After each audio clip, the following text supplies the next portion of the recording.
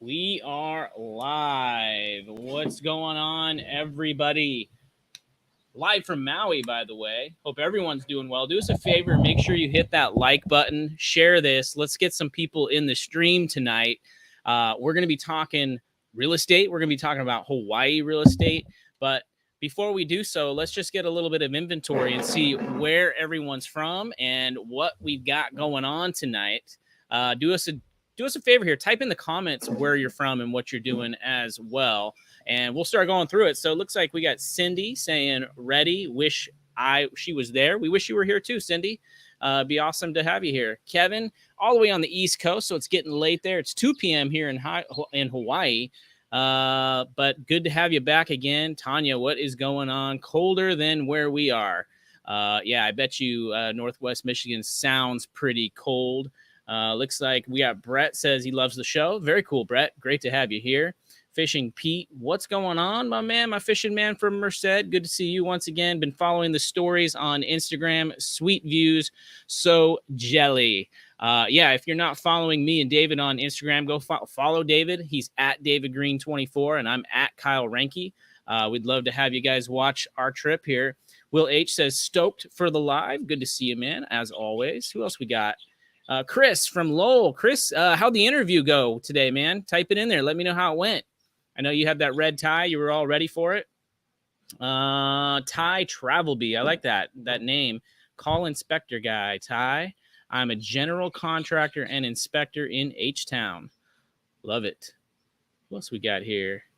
Oh, we got Cody Hoffman, who asked that same question on Instagram, but came over to YouTube. Good job, Cody. It's awesome. Do you think working as a high school teacher and being a part-time agent can work? Thanks, fellas. That's something we should definitely talk about at some point. I think we should put the cell phone number or the let me go ahead and pop that on there now. And Cody, if you send us a text message to this number, we'll actually come in and talk about that very subject. So, let's do it. I'm going to get this ticker going. Basically, what you got to do is text the number below 833-777-0309 and come in and hang out with us and talk with us because that's what we want to do. We're here in Hawaii. We could be surfing right now, but instead we're spending this time with you guys. And honestly, we're both afraid of sharks. So we were swimming in the ocean a little bit ago. Yeah. Got a nice, actually, we ran 3 miles today and we got a little exercise. And then you've been working out at the gym. I know you worked out yesterday with Brandon at the gym. Yep. So even though you're here in paradise, you're staying in shape, which I love it. Let's just go through a couple more here. Michael, what's up from Reading? LRCC Vortex Apartments, Fort Lauderdale. You got it. You got to make it out to the retreat. Yeah. Go to davidgreen24.com/retreat. Put that banner up, huh? Yeah. If you guys want to hang out with Kyle and I in Fort Lauderdale and learn how to become a millionaire investing in real estate, all you got to do is go here. Sign up. We get rave reviews about these retreats. People love them. It will be a life-changing event. So we have the location picked out. Now we just need the people that are going to go. So go sign up while we still have spots open. Love it. If you guys are on a YouTube live on Friday night, you're the people I want going to the retreat. Not some stranger I don't know. Yep. Come hang out for sure. It'll be a really good time. Let's see here. We got Amanda says, deep dive into San Diego real estate market. I know you've been wanting to talk a little bit about San Diego, especially because we have a team down there. And San Diego is a really, really cool place. So maybe we'll jump into that. Amanda, if you actually do us a favor and text the number below and come on the show with us, we'll do a deep dive. We'll have a lot of fun. Let's see. Life Beyond the Ring says NYC. Great to see you as always. Jason says, can you surf? How can you surf, David?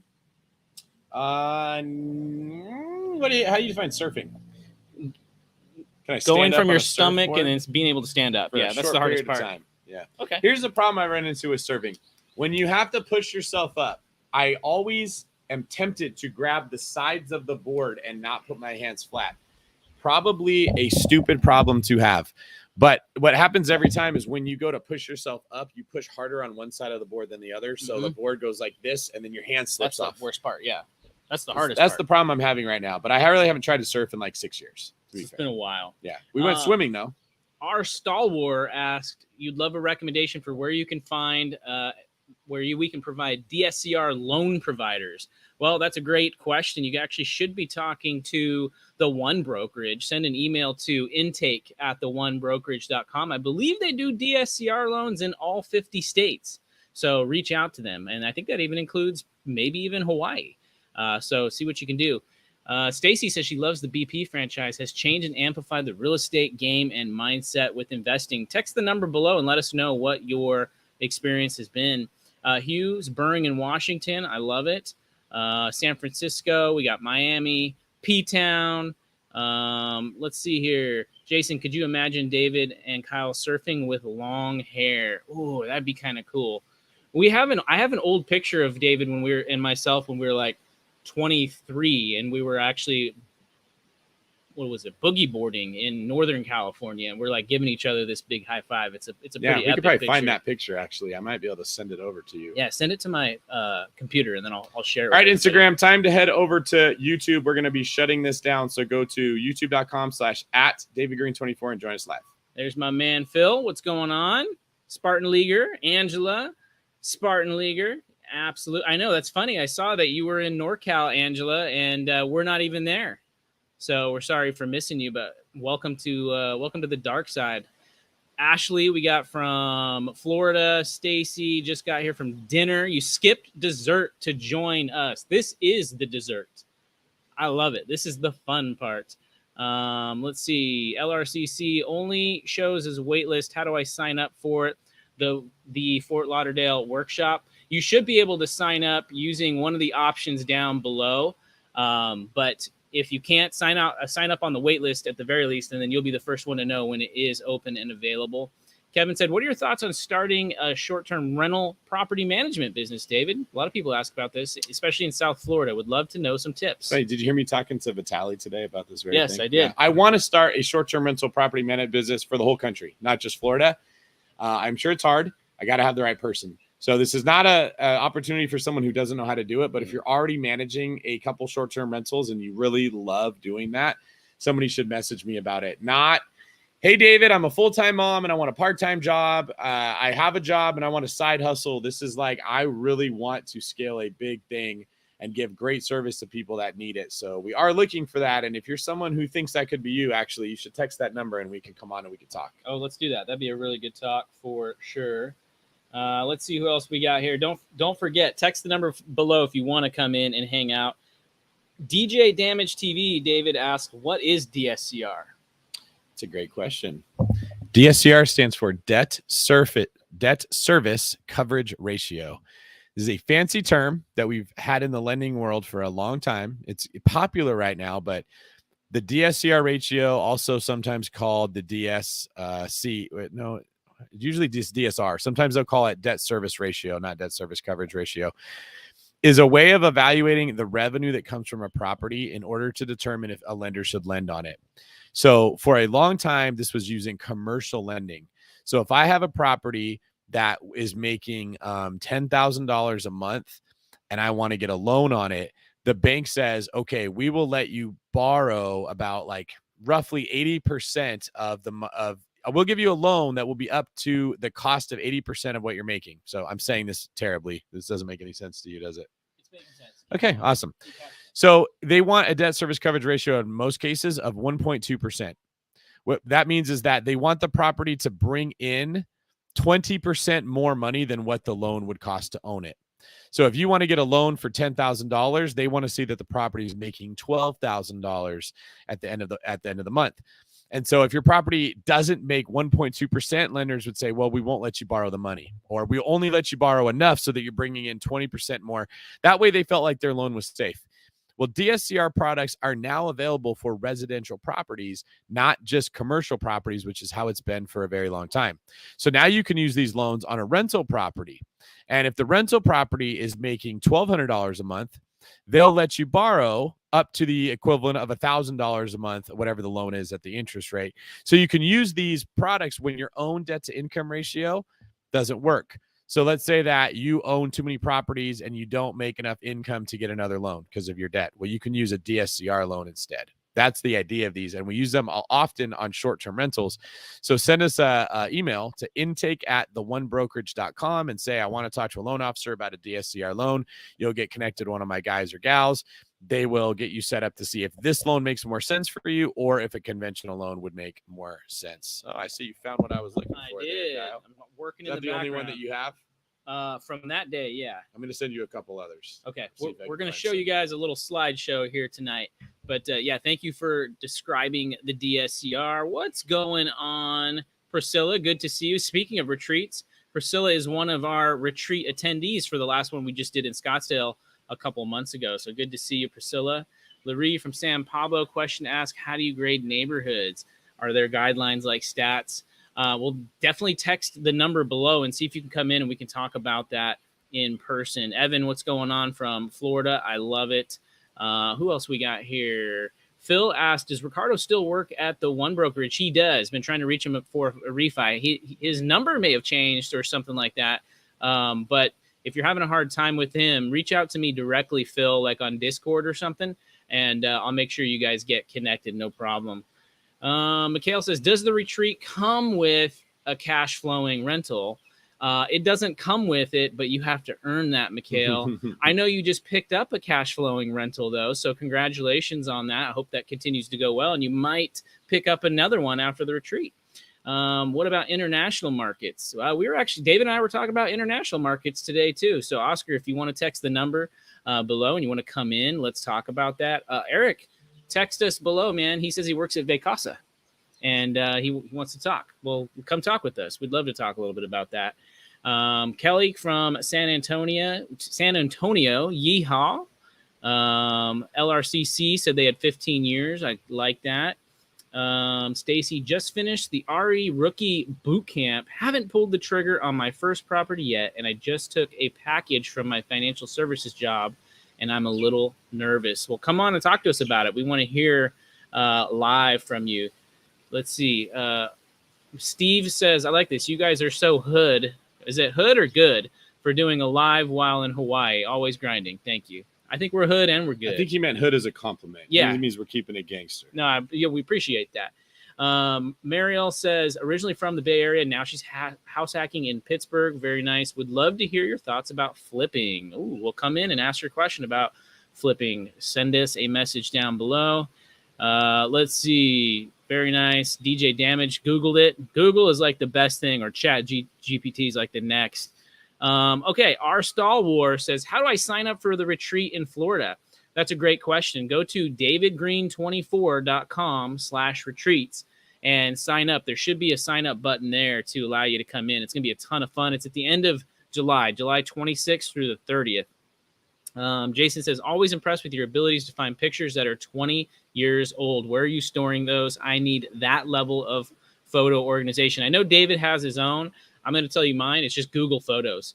Google Photos is like the best. I think it's like $1.99 for 100 gigs. It's $2.99 a month for like 200 gigs or something like that. So you get a ton of storage, and it just keeps it all forever. So can I jump in and say why they should sign up for the retreat now? Yes, let's do it. Here's how these work, guys.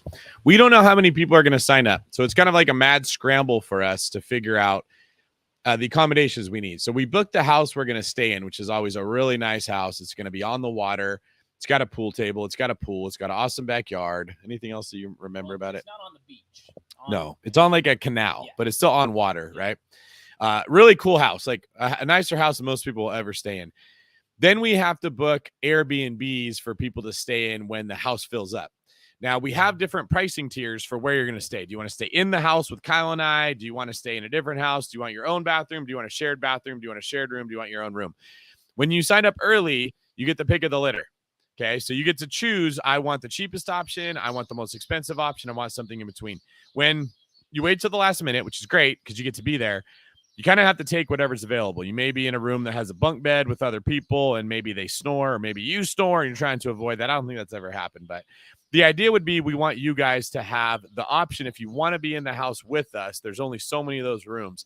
So by joining this thing early, we can make sure you get what you want, and then you have more time to plan for it. You can talk to us about, hey, I have these questions. I want to make sure I can get this thing. This is a dietary restriction I have, like something like that, basically. So many people will, whatever it is, like last minute, they really want to go. And like Priscilla was saying, she highly recommends it. I'm sure before she went, she had the same thing. Like, I don't know if I should do this, but every single person said, I wasn't sure. And then I was so glad I did.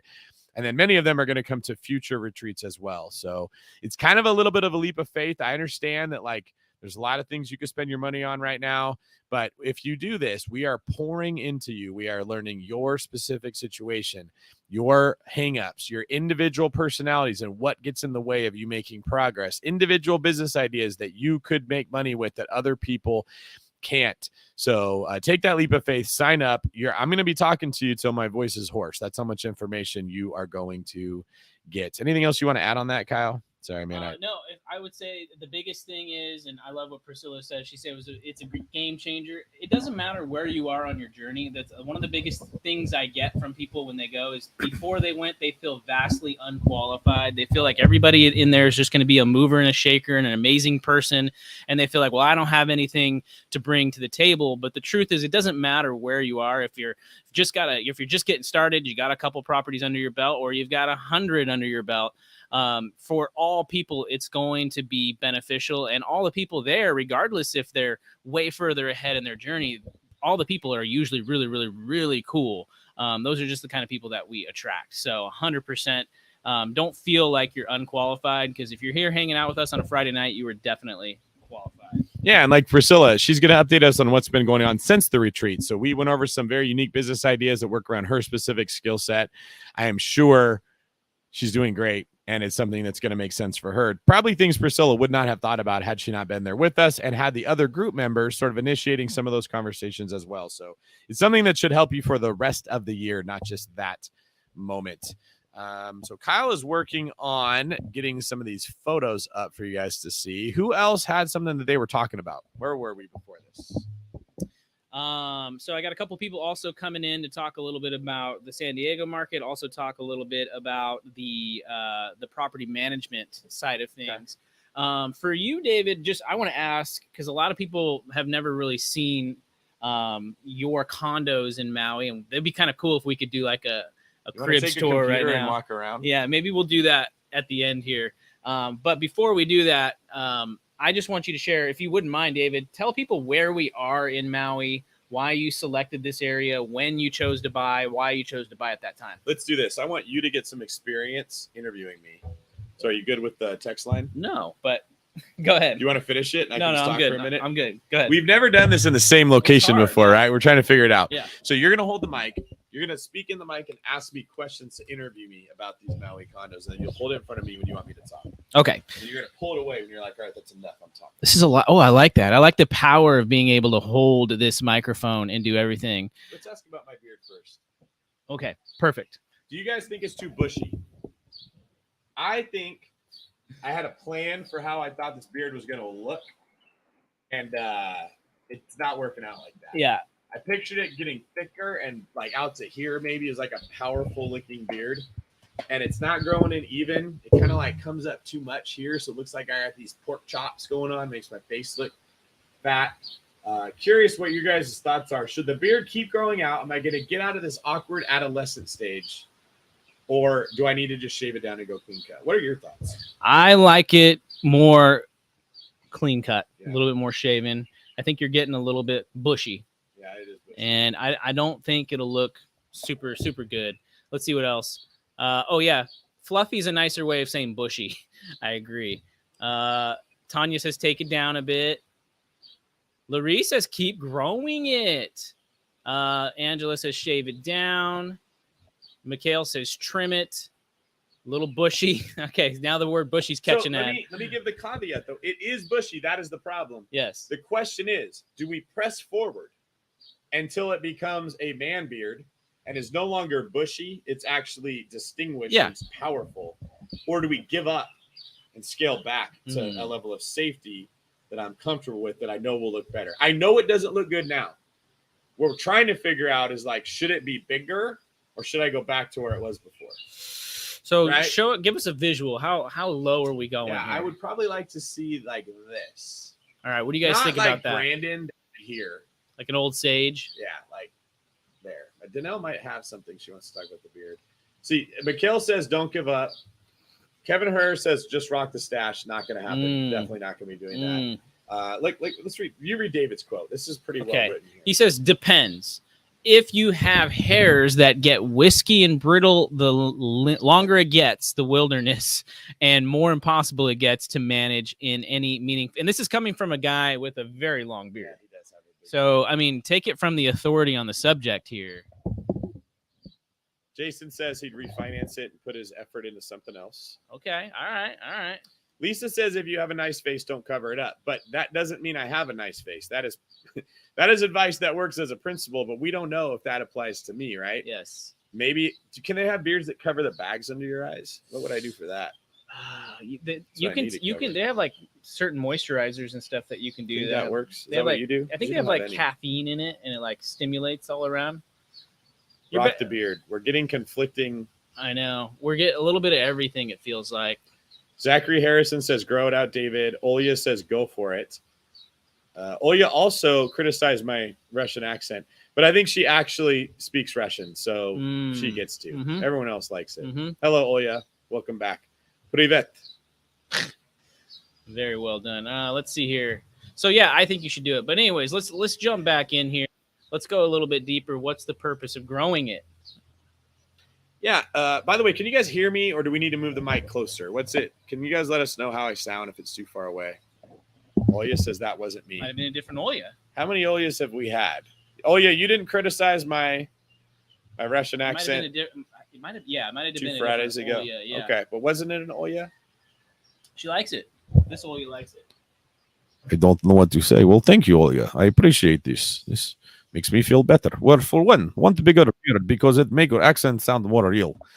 I'm wanting a change. First off, I've had that like half baby beard thing going on for a long time, and I sort of wanted to change that up.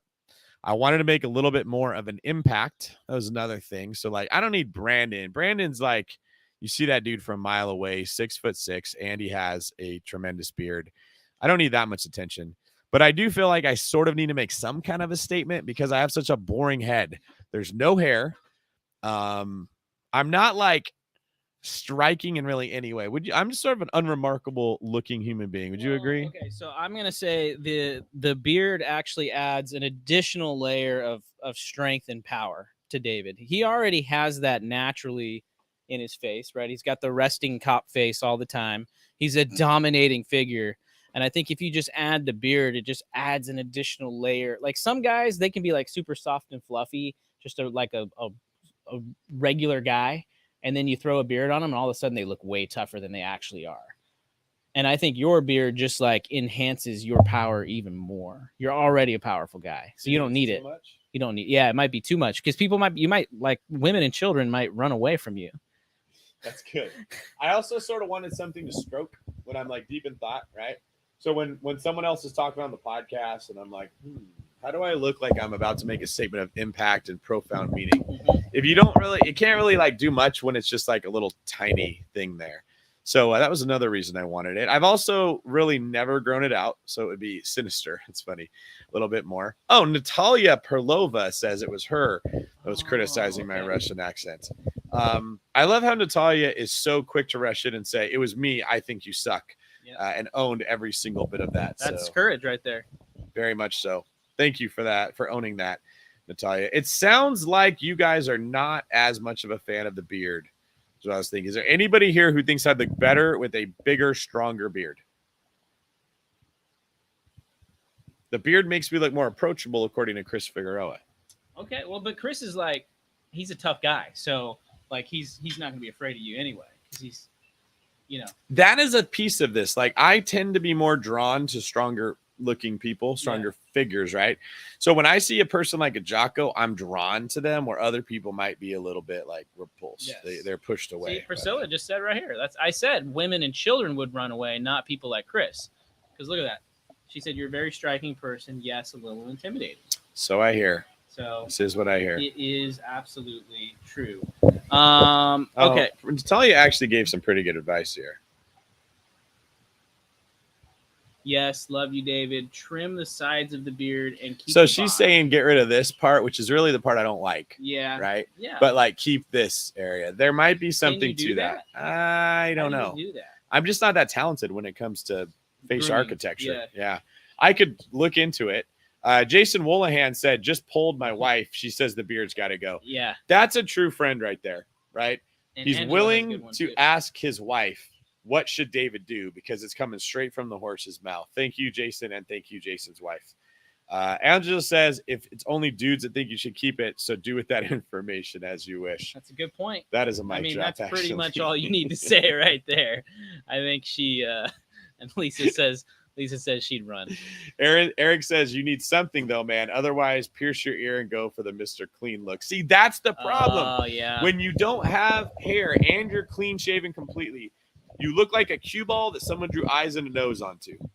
I need some kind of contour. Otherwise, I look like Mr. Clean or incredibly boring. Doesn't mean it needs to be big and bushy. Doesn't mean it needs to be huge, but there does have to be something. Maybe we just play around with it. Try trimming the sides. See if you don't like it, and then trim it all. You know? Yeah. It's not gonna hurt you. How long did it take you to grow that out?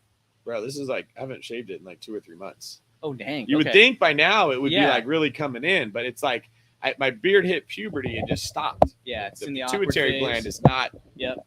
doing its job here. Yeah, we gotta do something. Maybe get you some human growth hormones or something and get it really coming out quick. That's funny.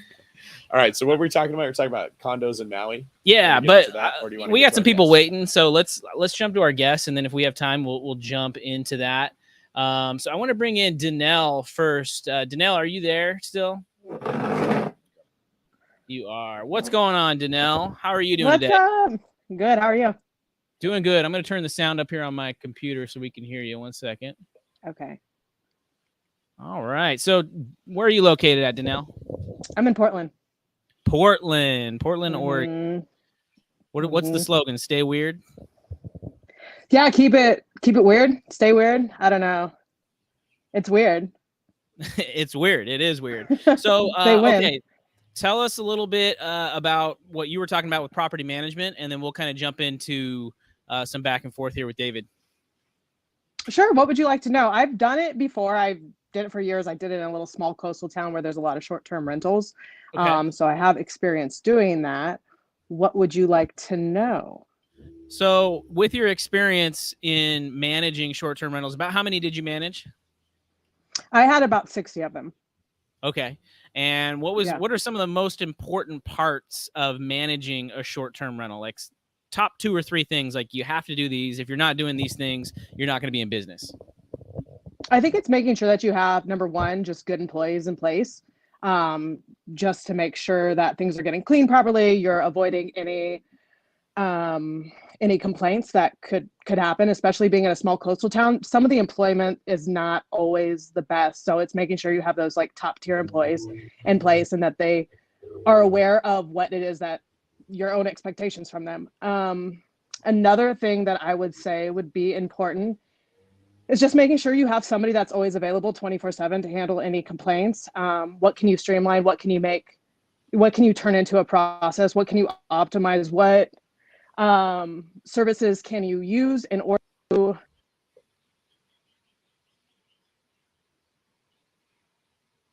We might have lost her. I'm back. Sorry, I had a phone call come in. So yeah, just what services can you use? What programs are out there? There's one where you can pretty much, I don't know what it's called off the top of my head, where you can record yourself doing tasks. And that could stop some of you needing to always be there. All right. And then what are the biggest challenges when it comes to managing short-term rentals as a property manager? Goodness. I don't know. Like, it's pretty easy once you have it streamlined and in place. I think most of the time it's just trying to avoid, like the bad reviews. How do you get them off? How do you just make sure somebody's experience is 100%? I know that you were in the restaurant world, so you always kind of anticipate people's needs all the time. How can you clear that up as best as possible before it even arises? How do you just communicate with people? I think that's usually where a lot of complaints come from, is that it's just not clear communication. So I would say, I'll give you an example. In the restaurant industry, Yeah. your biggest challenges would tend to come from specific points in the timeline of like customer walks in the restaurant to customer gets check, where you would have more need for communication than at others. So for instance, if you sat me one table consistently every 5 to 10 minutes, I could probably handle 8 to 10 of them in like a fine dining, very nice restaurant. But Yeah. if you sat me 3 tables at the same time, I probably can't take another one for a good 15 minutes because like during that specific point, it's very heavy. I got to get drink orders. I got to put those in the computer. I have to make a really good impression. I have to greet everyone. I have to bring menus to every table. You could really fall behind. But then once the orders are input into the computer, I've like nothing to do. I've got a good 15 to 25 minutes while their food's being cooked, where there's not a whole lot to do but refill waters, refill wine, tell jokes. So I could take more tables at that point, right? Right. That was one of the things that restaurants had to solve is how do we get everyone seated, but in an order that the server can handle. Another thing would be, I worked in a restaurant where the server did everything and busboys there wasn't many of them.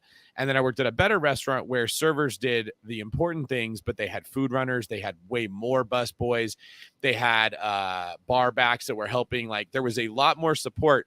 So as a server, I could really focus on revenue generating activities like selling higher price wine and it's getting more appetizers out there. That was one struggle was like, how are we going to handle the labor distribution, right?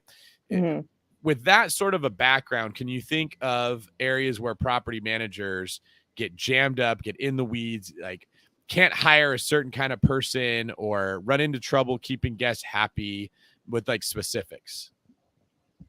Yeah, I mean, I guess it's right there. It's like that issue of timing, having, a certain amount of checkout time all the time, being able to have enough employees to be able to handle those moments that are rushed. And it's really just having backups to your backups, really. And then what do you do when you fall behind and trying to answer those questions before the problem arises? Can you give me specifics of what some of those problems might be? Like when people don't show up. Being in a small community, that is a very frequent thing that happens. Is I was on a beach town, so if there's good surf, people all of a sudden wouldn't show up because they're out surfing. So how do you pivot? How do you adapt? A lot of that's just hiring the right people that are going to show up. I know a lot of people whose work ethic is just like 80% of the job is just showing up. If I'm just here, then I get paid. It's pretty common thing America right now. Yeah. So what you're saying is hiring people is incredibly challenging. That's one of the hardest parts for a property management company. Yeah, absolutely. So especially on a short-term rental. Cleaners, handymen, what else are positions really hard to hire for? That's pretty much it, because those are going to be your lower paying jobs. So those always the lower paid jobs that you have are the ones that are going to be difficult to fill and keep. Okay. What do you do to ensure that the job is being done correctly every time, right? To make sure you're maintaining that level of quality. I think that you just oversee, like, and especially initially, once you hire somebody, make sure that they know that they're being checked in on, have random check-ins just to make sure that they're keeping up their level of work and that they don't think that all of a sudden, like, hey, she's not going to show up. We don't care anymore. We're not going to do as good of a job. Like, always keep them on their toes. And then they're always going to either perform or not. And then you get to decide what you do from there. That's a great point. I see Eric Sanders' comment. You need an incentive structure for them based on review performance. I'm going to give you my opinion on that comment, and I want to hear yours to see if you agree. We've had the problem of incentivizing employees since I started a business. Like from the first person I ever hired for the David Green team, for the one brokerage, for the mastermind, for everything. Not every human being is incentivized by the same things. There are some people that you give a raise to and they work less because they're like, I'm making more money. I don't have to work as hard, right? It's the opposite of what you wanted. There's other people that you give them a raise and they're offended because what they really wanted was praise from you. There's other people that get praise, but what they really wanted was a job title. There's other people that get a job title, but what they really wanted was for everyone else around them to see that they're a big deal in your eyes. Like human beings are so complicated. Keeping them incentivized is very difficult. You had mentioned, hey, surf's up. Nobody wants to come to work. Probably doesn't matter if you give them a, extra $5 an hour to show up that day. It's not worth it if what they really care about is surfing, right? But then when it's bad weather, it's windy, there's no waves, they're hitting you up like, hey, you have anything you need done? Have any work? I need to make some money, right? Like, human beings are just very tough. We usually, Brandon has a phrase he likes to say where he says, dig your well before you're thirsty. And that is not most people. They wait until they're incredibly thirsty and they go asking everyone they can find, where's a well? Where can I get water? How can I dig? And then as soon as they drink, they're like, I'm not going to think about this again. And they live in that perpetual state of like a constant sense of urgency, a constant sense of chaos, a constant, I need money, I need something, especially in, like you mentioned, those lower pay grades. Is that a similar experience to what you've had, or do you feel like it was a little bit different with the people you've tried to hire? Yeah, no, it's hard. So I guess in my opinion, the way to keep people the most happy and satisfied is to be somebody wants to work for. How can I come in and be cheery and make somebody's day? How can just like a, hey, how you doing? Just being a boss that people like to be around, especially when there's so much competition out there and around. Yeah, that's usually how I go about it. And I usually have people that stick with me because they enjoy being around me. You seem like an enjoyable person. Thank you. We're enjoying this so far, aren't you? It's a lot of fun. Yeah, absolutely. Yeah. I'm nervous. Oh, everybody is. That's okay, though. Here's what's going to be funny. When we get done with you, you're going to be like, that was awesome. I want to do that again. But when you were here, you were nervous the whole time and didn't get to enjoy it. It's this weird thing. It happens every time someone gets interviewed on a podcast or ends up in this situation. So you got to enjoy it if you can, or at least come back for a second call so we can do it more. Kyle and I were having a conversation. Oh, God, I did the thing I do where I forgot what I was going to say. Sorry, I got so busy complimenting you, Danelle, that I lost my train of thought. It had to do with what the heck were we talking about earlier? Danelle was mentioning how she wants to keep people happy working for her. Oh, I remember what it was. What we found in our business is that human beings have this, they're willing to work hard to make progress, but they don't want to continue working hard like that forever. So part of what is appealing about real estate investing is this idea that you're going to work really hard. You're going to save $60,000. You're going to buy a rental property, and it's going to be passive income for the rest of your life. You can get people to work hard to save 60 grand if they think I'll never have to work again after that. But then when you realize, oh, I bought a short-term rental, I always have to work. There's always a competition that's trying to take my clients from me. There's a bad review that could torpedo all the work that I've done. The cleaners are going to stop showing up. I'm going to have to find new cleaners. There's always work. Is when we find that a lot of people check out of the game of personal growth and trying to become financially successful. They don't like when it can't be systemized. And then you often hear from gurus, systemize, make a system. And the idea is like, once you have a system, you don't work. That never actually happens, though. The system can make work smoother. The system can make work more predictable. The system can make work more efficient. They're good, but they don't replace work. And I was curious if you've noticed that in the industry, that there's a lot of people that come to you that have this expectation of a passive enterprise and then find out that you're actually going to have to be paying attention to whatever it is you're hoping succeeds. I think I'm the reason that they can be passive.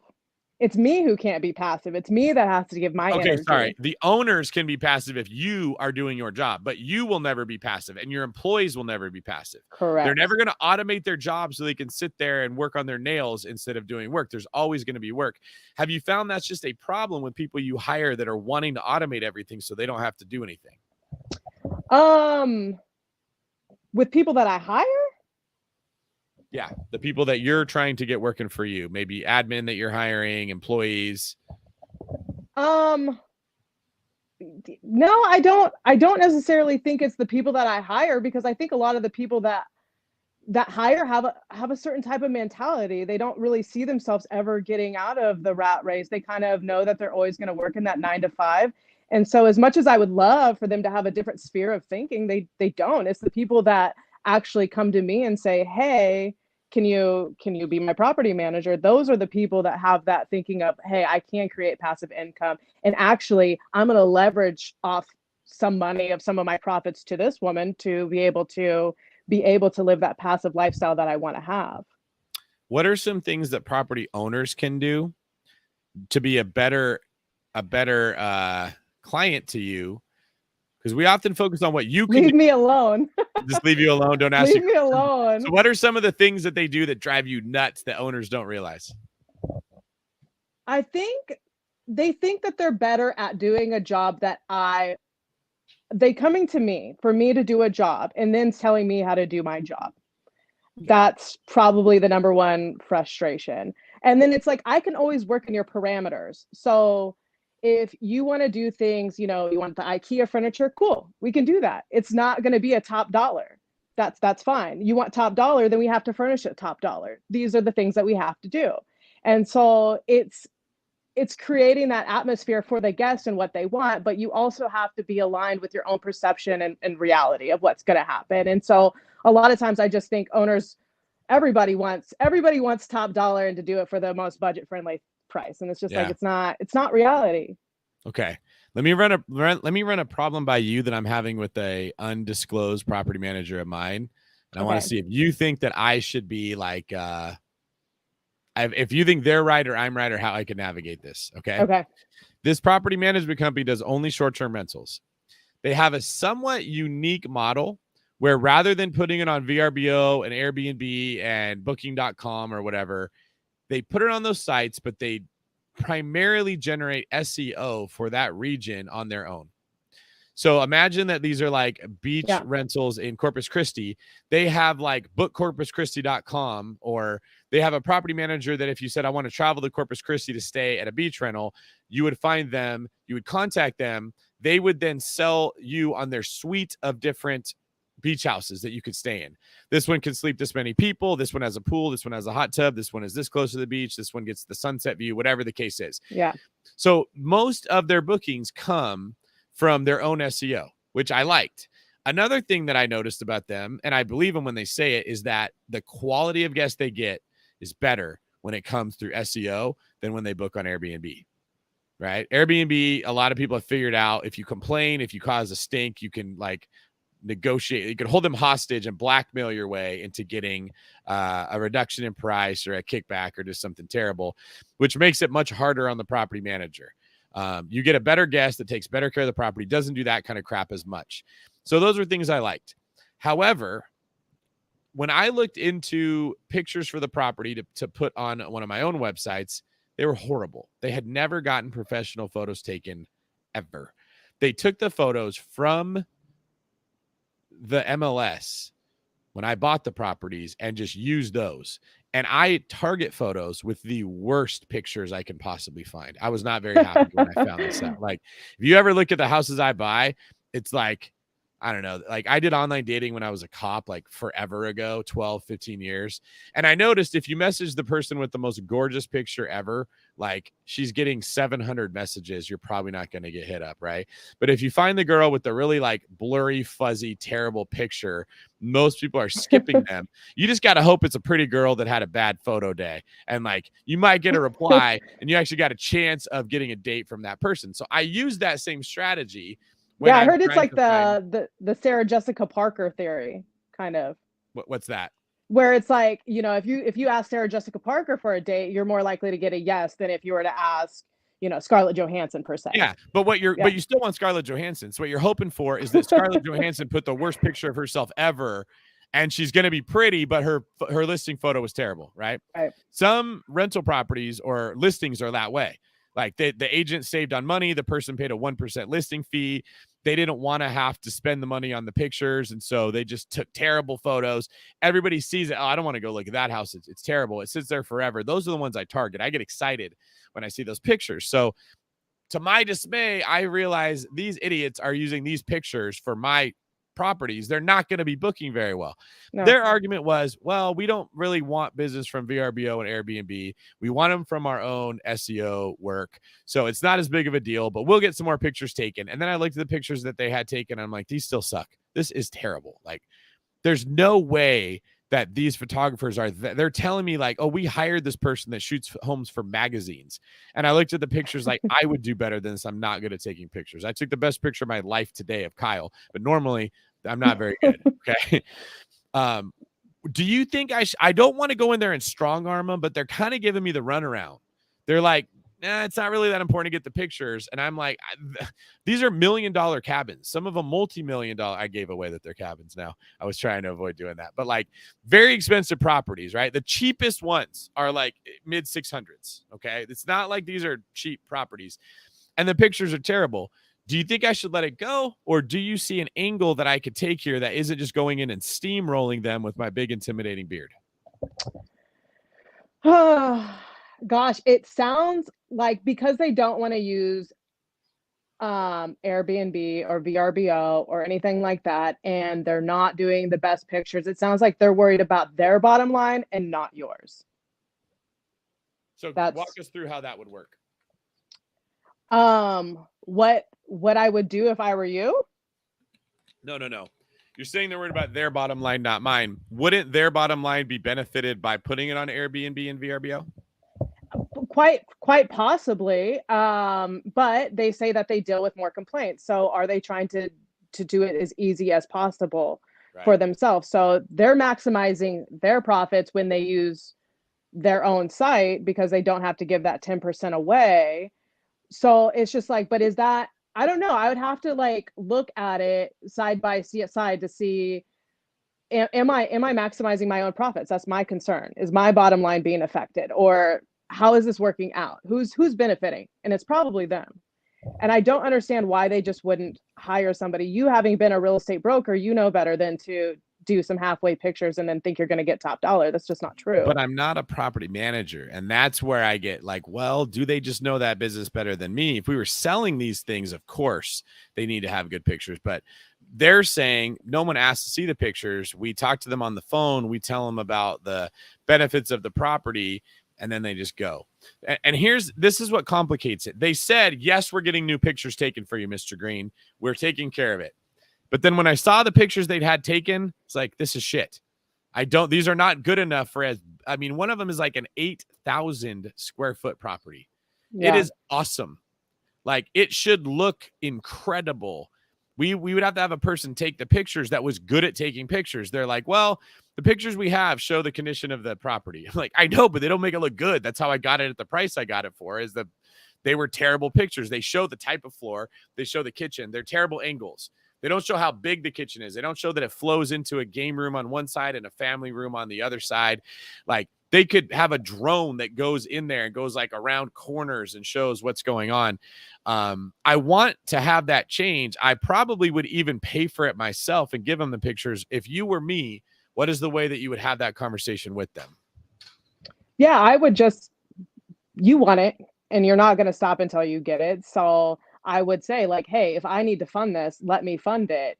And that could potentially raise your prices. I look at it from my own perspective of saying like, hey, if I'm going to rent one of these at this price point, and then I'm not using a reliable source such as VRBO or Airbnb, and I'm going to make sure I'm not going to rent something if it has bad photos because I'm not going to take them seriously because they don't look like they're taking themselves seriously. So I would step in and just have that conversation and just say like, hey, look, I don't care if I got to do it. This is what's going to happen. This is what I want.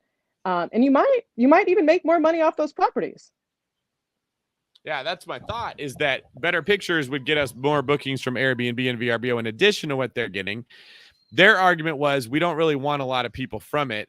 And they said, well, we do have it on Airbnb, but they do it through I think they do it through, how would I want to describe my understanding of this? Because I'm not a property manager.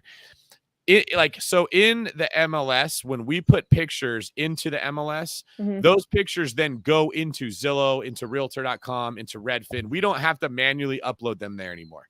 It happens on its own. Okay. I think they have like Booking.com or Expedia or some type of software where they upload it there, and then that company puts it in all those places. But I don't know that it shows up the same as if you directly put it into Airbnb. Like it might look terrible the way that they have it automatically going in there, or maybe Airbnb doesn't see that listing as the same as if someone or manually put it in there. So do you have any experience with that? Like the way that it gets put into VRBO or Airbnb could be different if it's done through a third-party site?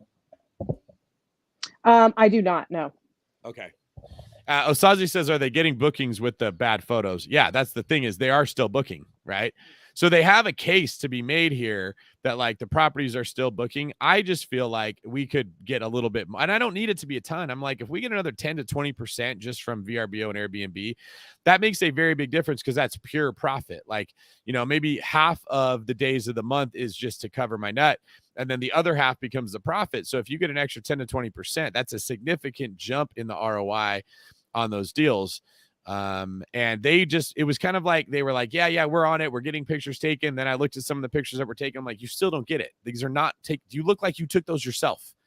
They don't, unless people in that state are terrible at taking photos, it doesn't look like how I want them to look. So I'm tempted to just say, I will hire my own photographer. I will pay for these. I will give them to you, and then you got to put them up. I just don't want to have to piss them off more than I need to, because we use this company for quite a bit of things. Like, they help me out in a lot of different ways. They have to organize when I want decorations put up, when I want new bedding put in, if I want to like make the game room pop, if I want things delivered to like really invest in those properties to make them nicer.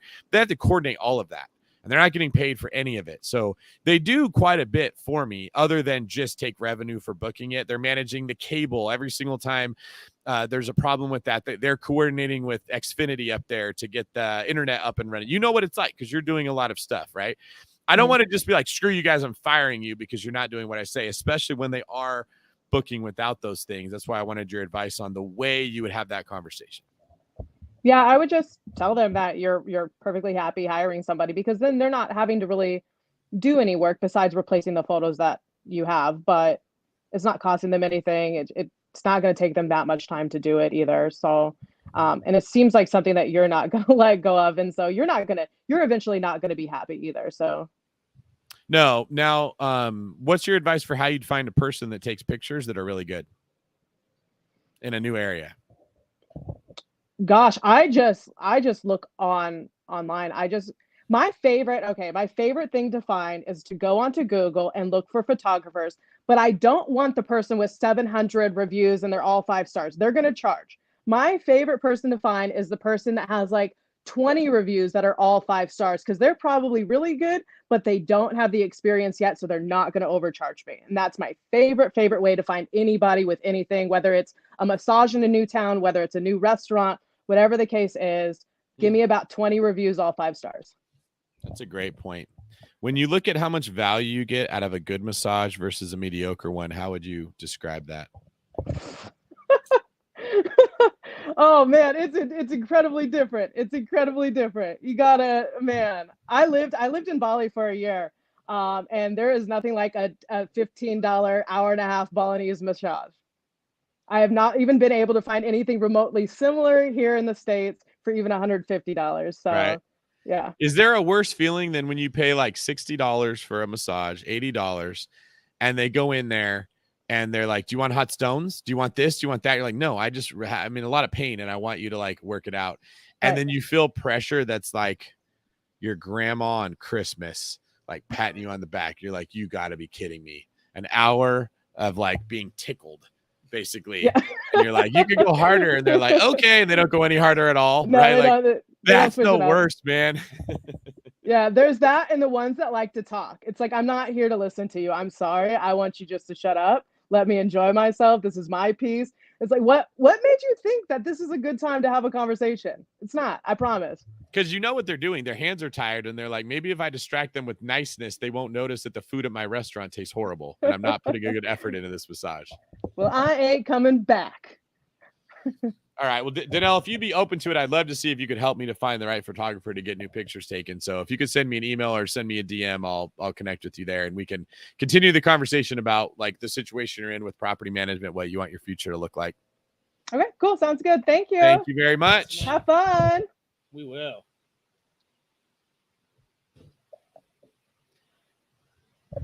I'm loving these comments too.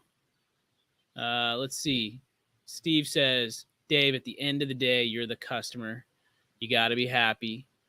Osazi says, yes, I think you should test it and good pictures on one and see how the performance goes. Yeah, absolutely. And then Jason said, do you have someone on your team that's looking at the ADR and occupancy rates each month and expenses on your properties and hold the management companies accountable? Yeah, really good stuff. Good stuff, everybody. How's everyone doing, by the way? Let us know what you thought of that conversation in the chat. Give us a thumbs up, thumbs down, some kind of emoji to let us know what that experience was like for you. I thought Danelle was really, really informative, really helpful, and very easy to follow and understand. So really good guest. Amanda, if you're still there in the waiting room, if you could turn your camera on to let us know. Wow. Oh, that was Look at quick. that. Ready to go. Let's bring Amanda on the show here and chat a little bit. We're going to pivot and get out of the property management discussion and talk a little bit about San Diego. Is that right? Yeah. So tell us what's going on in San Diego.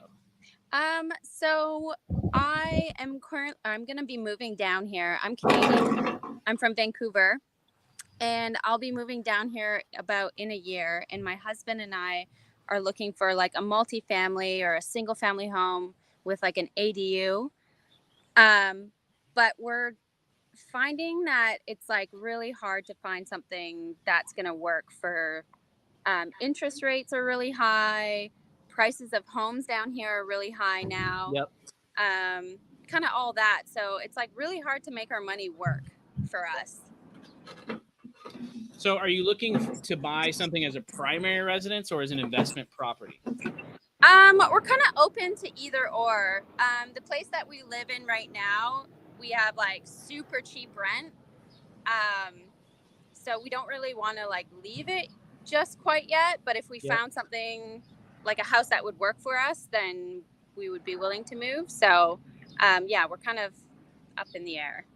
Okay, so you guys have good rent, which kind of helps your monthly expenses, your living situation. You don't mind, but you're really wanting to break into the market. Do you have any other properties anywhere else, or is this your first one? Yeah, no, I started listening to Bigger Pockets in early 2019, and I jumped right into a 4-unit building on the East Coast in Canada. So out of province and a 4-unit building, which I was like super scared but excited about, and it's doing super well. So stoked on that. And then he owns a rental property in Florida, in Sarasota. So he owns that with his parents. So yeah, we have some properties. We know kind of what the deal is, but just trying to find something down here where we want to live. Okay, nice. And what are you liking about San Diego as just an overall generalized real estate market? What do we like about San Diego? Yeah. Just so many people are moving here and want to live here. The weather is amazing. There's lots of job growth, and yeah, it's just, I feel like everybody wants to move here. Totally. Now, do you guys have kids or anything like that, or is it just the two of you? Just the two of us. Okay, that's a good thing. What's the biggest hurdle you're finding right now when you're looking at potential properties, specifically ones maybe you could move into as like a house hack or a primary residence? Getting bought out by like cash offers. Like we don't stand a chance. I feel like it's really hard. Have you been putting offers on properties down there? Not yet, because I'm still waiting for my green card and that whole situation, but I'm constantly looking and trying to figure out how we're going to do this. Okay. All right, is she working with our team? Yeah. Are you working with any real estate team down there? Are you working with the David Green team? I'm not. I did find a real estate agent on Bigger Pockets. But how come you didn't ask us for one of our agents? I don't know. I'll ask you now. You went to a complete stranger off Bigger Pockets rather than just messaging me and saying, did you know we sell houses there, or was it? Well, I thought you guys were more up north. Like okay, so that's a fair point, right? We do have a Southern California team, and we have a San Diego specialist. Okay. Well, that's and what about your loan? Are we doing your loan?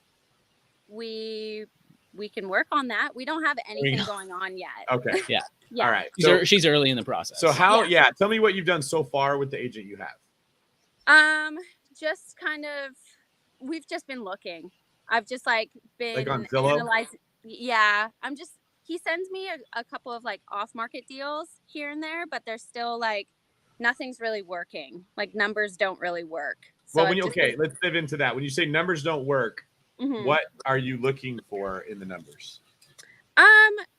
Well, rent down here is really expensive. So, if we were to buy a single family, I would just want to look at something like just the houses and the way that they're built out here. It's really hard to find ways to create extra income. So you're meaning like you can find a house that the mortgage is more than the rent, but there's no way to house hack it, basically. Basically, yeah. Okay, so that's what you're getting at. Those specifics help when you're describing the scenario, like so I can kind of put together the problem. Does your agent have experience finding properties that have floor plans that would work for house hacking? Not really. He's kind of sending me just duplexes, basically. Yeah.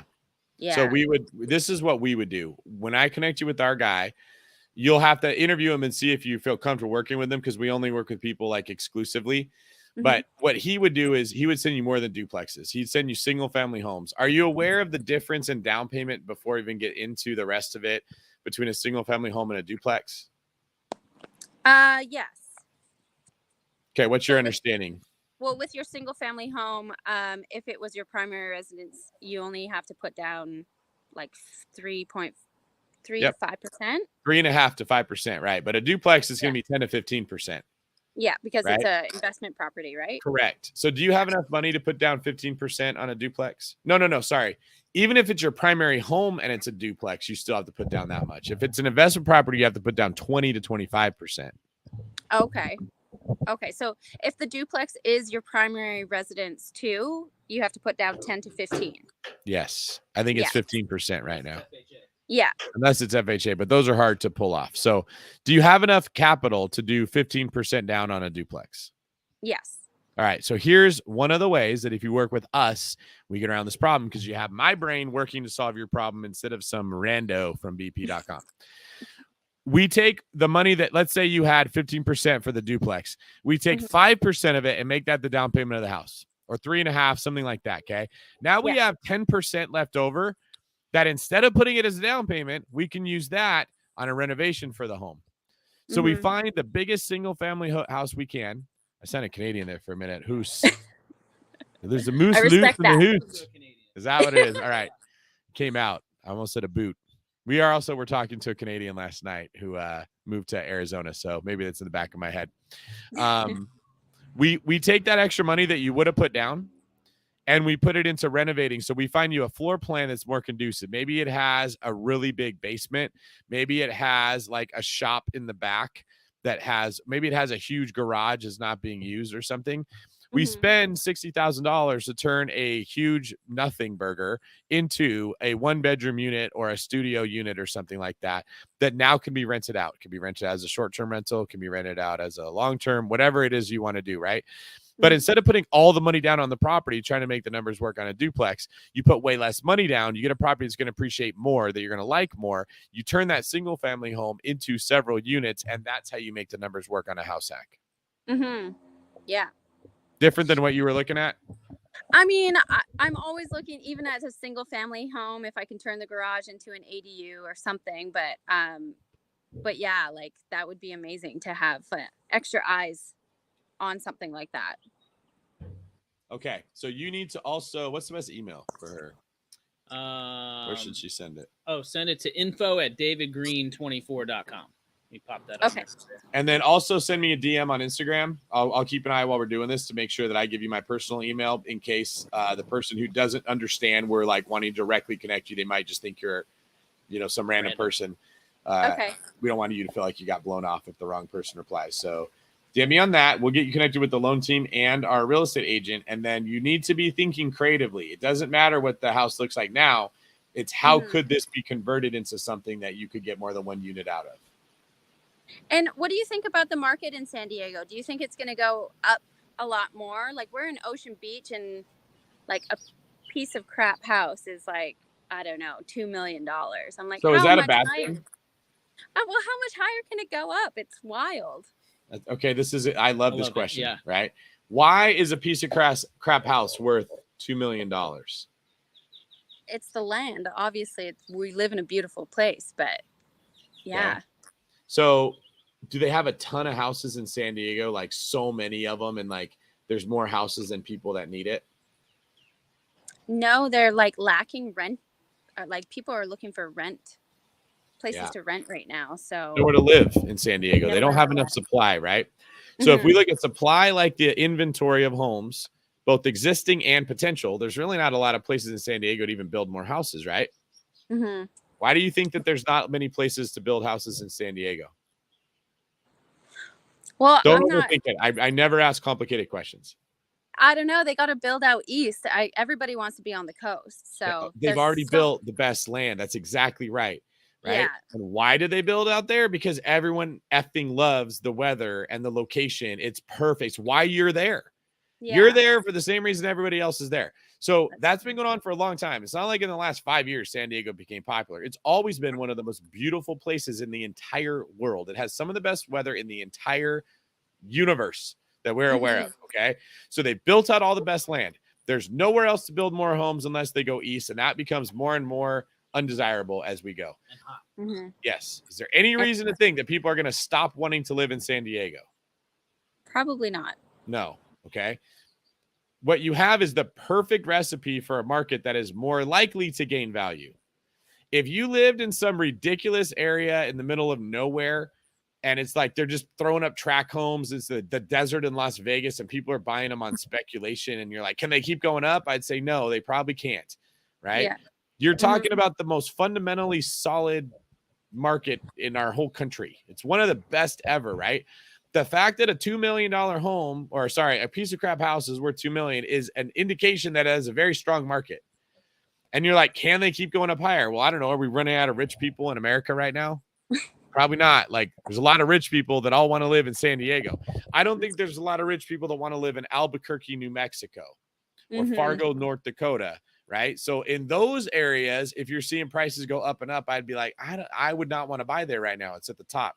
When you get close to the top of a market, which we don't know if we're in, but we definitely know it's not the bottom, you want to buy in the best locations possible. That is how you mitigate risk. If you're like, David, the market just crashed, where do we want to buy? I'd say buy in the best place we can. And well, we can't really, those are too competitive. All right, we'll buy where we can buy because the market's already gone down. It can only go up. If you're saying, David, I want to buy, and I think the market's at the top, buy in the best place you can. That's hard. I want to go somewhere else. Don't. Because the bad locations are the ones that get smoked. You think about the last recession, you didn't see Beverly Hills. You didn't see Malibu. You didn't see Manhattan. You didn't see San Diego get crushed. Little tiny dip. You saw the terrible neighborhoods get smashed. So you want to avoid those. I think if you want to make money in real estate long term, buying in San Diego is one of the safest and most lucrative things you can do. And it's hard because everyone else knows that too. Yeah. That's a sign of a strong market, right? Don't get discouraged when you see everybody else is trying to buy because they're always going to want to buy in the best markets. You gotta think more creatively. That's funny. Adam says, I thought David Green was Bigger Pockets. I'm so glad you said that, Adam. Everyone thinks this. They think that by going to Bigger Pockets, they're going to me. I am like a tiny little cog in a huge wheel of Bigger Pockets. I'm completely different. I have no control over the type of agent Amanda got. He's probably not that good. That's why I have my own real estate team, my own loan company, because I can control the quality that people get. That's why we're doing these instead of the podcast where I'm talking to 50 of you, plus whoever watches this on YouTube, not 250,000 of you that are going to be on the podcast. Because in this environment, I can talk about my stuff. It's not just like the stuff Bigger Pockets wants to be said. So come to the retreat we're having in Fort Lauderdale. Follow me on social media to see what I'm doing. Go to my website, davidgreen24.com, to see the stuff that I'm putting together. And when you need an agent or a loan, message me so I can put you in touch with one of my people. Amanda, I'm going to put you in touch with Art, who's a great agent and incredibly hard worker. He's doing this for other people. If you can't get it done with him, it'll be impossible. But I really want you, is it your boyfriend that you said you're with? Husband. Okay. I really want you and your husband to stay committed to this. Oh, Don't give definitely. up and be like, all right, maybe I need to go buy in the Midwest where I can at least put something in contract. Okay. Yeah. That's like the guy who keeps really trying to get a really good girlfriend, but they keep turning him down. And instead of improving himself, he's like, you know what? I'm just going to get on Tinder where at least I can get a date. Not to hate on Tinder, but like you don't want to just lower your expectations or your standard when you're having a hard time. Mm-hmm. Right? Because you don't want to marry the girl that was really easy to get a date with. You want to marry the girl that you had to work really hard to get because she was worth keeping. Would you agree? Of course. Okay. What were we going to say?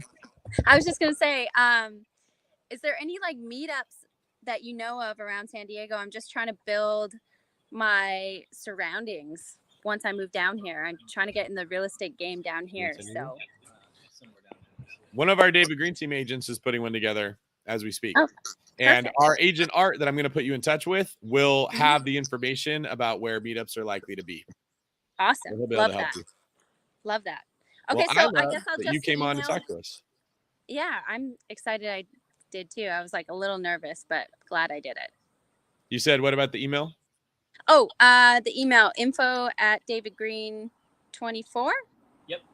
.com. Yeah. And And then, then I'll DM you. yes, my Instagram is davidgreen24. So I'll be looking at it while we're here. I'll be looking for Danelle's as well. And I'll make sure that you get my personal email just so that if the employee who's going to connect you with them doesn't quite understand it or it takes too long, I can just do it directly. Okay, perfect. Thanks so much. Yeah, it was great to meet you, Amanda. Thanks, Amanda. Yeah, you too. I appreciate it. Good luck. Thank you. See you later. Aloha. I like her. And I think there's something to be said, too, about buying a property in a market like San Diego. A market like San Diego is actually very similar to a Hawaiian market, right? The market here. Yep. You have high demand, beautiful weather, a lot of desire for people to visit here and to move here. And because of that, and there's not any more, they're not building any more short-term rentals out here. They're not building any more condos. If anything, they're taking some of them away because of the zoning, which makes the demand go that much higher. Yeah. Right. And it feels like every minute or every month that you let go by, you're basically wasting that time looking back, wishing you would have bought a year ago or 2 years ago or 3 years ago. Do you agree with that? Yeah. So why, when we have the chance to buy today, do we always say, I'm waiting for prices to come down? We always do that. We're waiting for interest rates to go down. We're waiting for the perfect scenario. And actually, I had a post up about this. I don't think you saw it. The C.S. Lewis post I put in my Instagram story, basically saying like, we're always creating distraction in our life. We're always like waiting for the right time. And the truth is there's no such thing as the right time. The right time is always now. Yeah. Yep. So speaking of Hawaii, I'd like to jump in and talk a little bit about the Hawaiian market, specifically your condos here, David. Tell us a little bit about just your first time when you visited Maui and what your experience was. Well, the first time was with you. You want to go back that far? Let's go back. So I came to Hawaii for the first time with Kyle when we graduated college. We were 23. I think we have pictures we can put up from that trip, possibly. We stayed at his grandma's condo in Kaanapali. Had a blast. There were so many fun things that we did. There was no cell phones then, so you had to actually like buy a disposable camera or have, maybe they had digital cameras possibly at that time. Like a big digital camera, and I could put a floppy disk in it, and That's it recorded it. Wow, that's really old. Yeah. And we learned how to scuba dive. So like they came to the pool of the hotel and you practice putting the snorkel stuff or scuba gear in your mouth and going under the pool. That's a weird experience, just breathing underwater. Snorkeling or scuba diving, like it's hard to trust that you can just breathe. You're like, no, I'm going to die. It doesn't feel right to do that. Going like 10, 20 feet down and you're still breathing. Yep. So we came to Hawaii. We had a really good time, had a blast. And then Brandon ended up moving here many years later. I came to visit him and realized like, this is a really fun place to be. I like to be around Brandon more. And I made the decision I was going to buy some property out here. Okay. So tell us when that was, what was going on in the world when you decided to buy your first property here. So I decided to buy and then COVID hit not too long after that. And when I started looking out here, it literally like this complex and the ones around it, houses have been sitting on the market for 200 days, 250 days, 350 days. They were not selling. And that's because Hawaii was not letting anybody into the state that didn't already live here. So they don't have a lot of hospitals in Hawaii. They were very concerned during COVID that if people came in and got sick and spread the virus, their hospitals would be quickly overwhelmed. So they just didn't let anybody into the market at all, which meant if you were a short-term rental investor, you went a year, maybe more, with zero revenue on expensive real estate. So when did you come? Did you come when they had opened it up, or did you figure out a way to sneak your way in to look at properties? Like, what was that like? So I came out here right around the time that they let people come if they had a negative COVID test, but it was like a specific kind of test. It was a pain in the butt. You had to go to only a handful of places were offering that test. It was very hard to get into Hawaii. And I came out here to look at the properties, and that's when I saw what the days on market were so high. Nobody was looking to buy these. So I planned on buying, like, it was a risk. I knew it was a risk because you don't know how long you're going to go getting zero revenue. But my thoughts were, I buy these things. They may not cash flow. They probably won't cash flow, but I will use them to send our clients that send us referrals, the realtors that send us referrals, like people that support my business. I'll be like, hey, do you want to go use my condo in Hawaii for a while? Enjoy vacation, close friends, employees that needed a break, whatever it was, right? Just as an act of goodwill for other parts of business. And the thought was, well, if they make me enough money through the loan company or the real estate team, I can make revenue out of these. That's not just cash flow.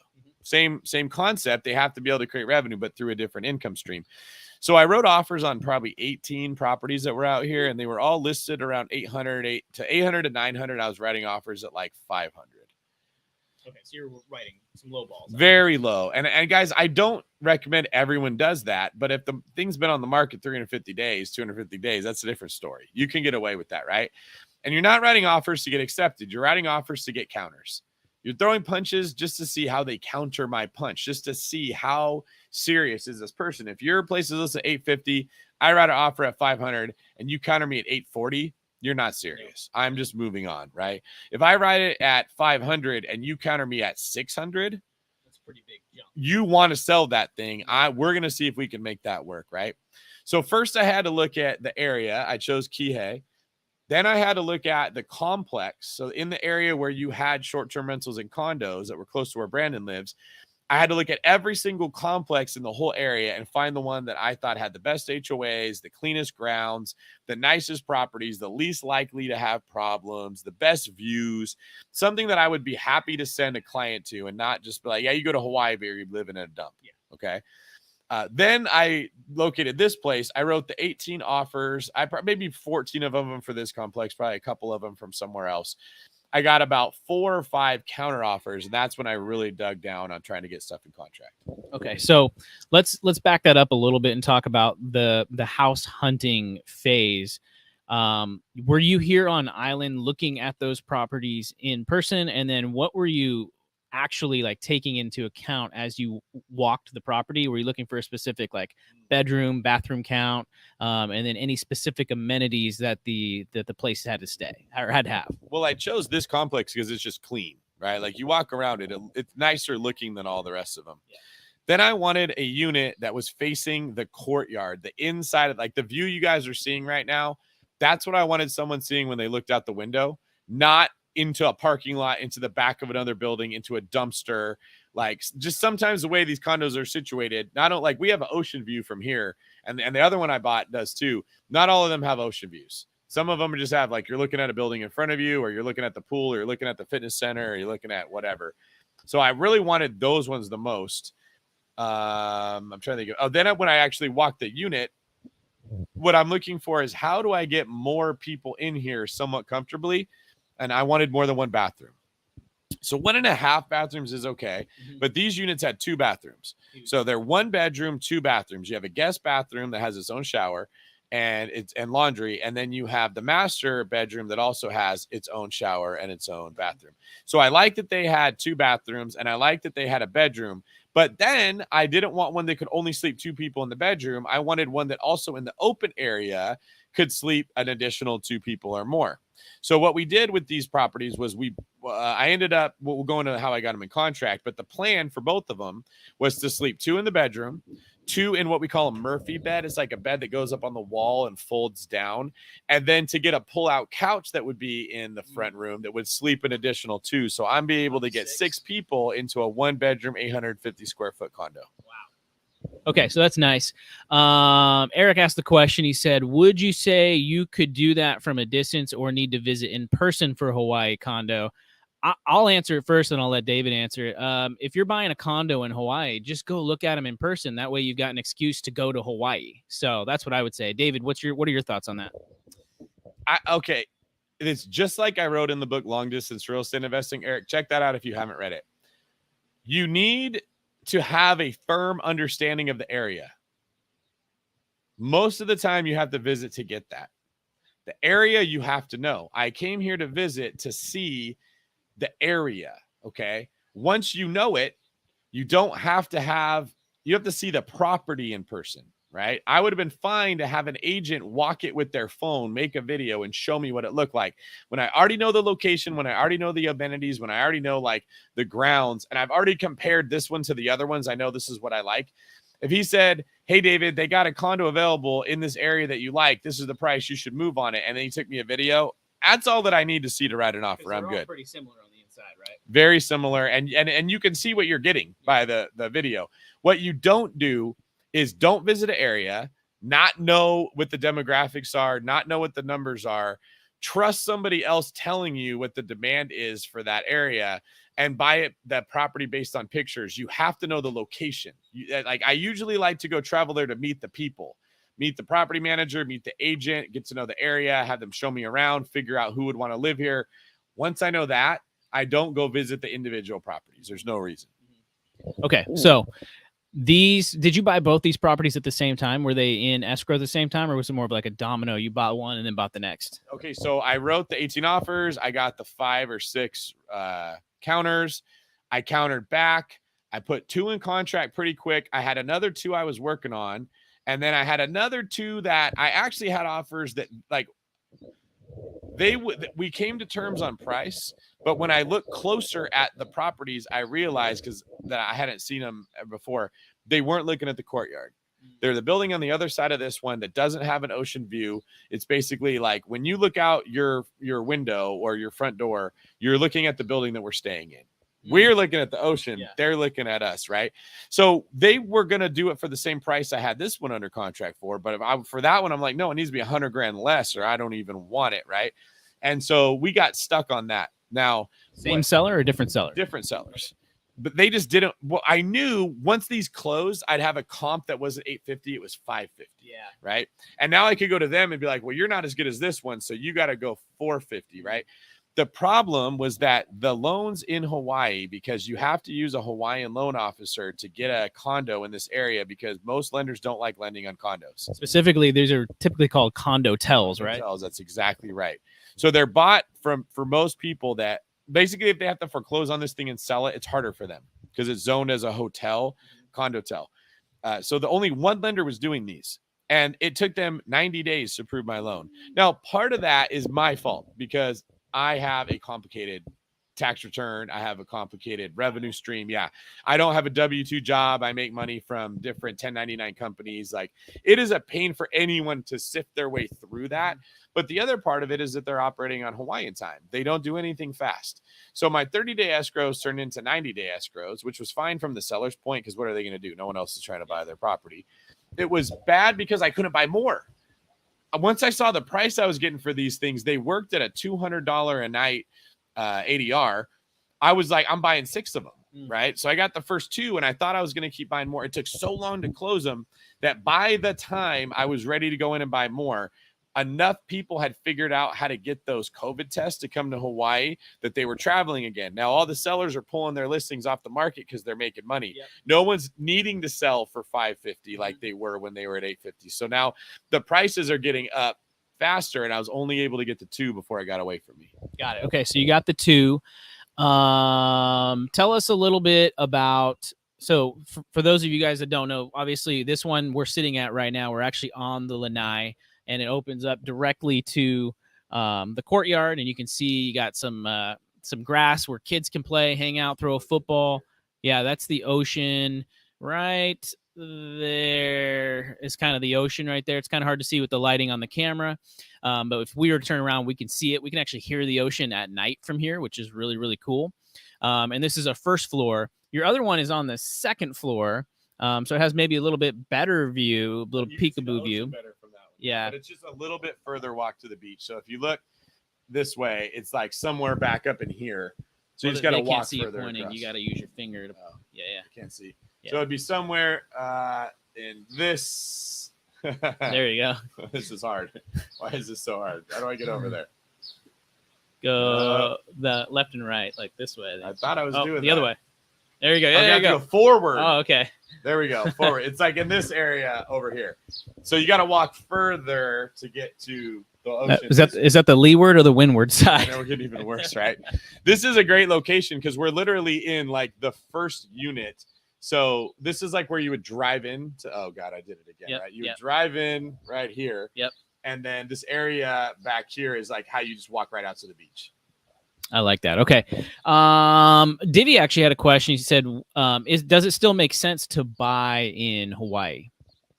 If you have a longer time horizon, yeah, that's the challenge, right? Like I'm not going to get the cash on cash return at anything I buy now because they've doubled from what I paid, right? I bought them at around like one at 525, one at 550. I think they're both at $1 million.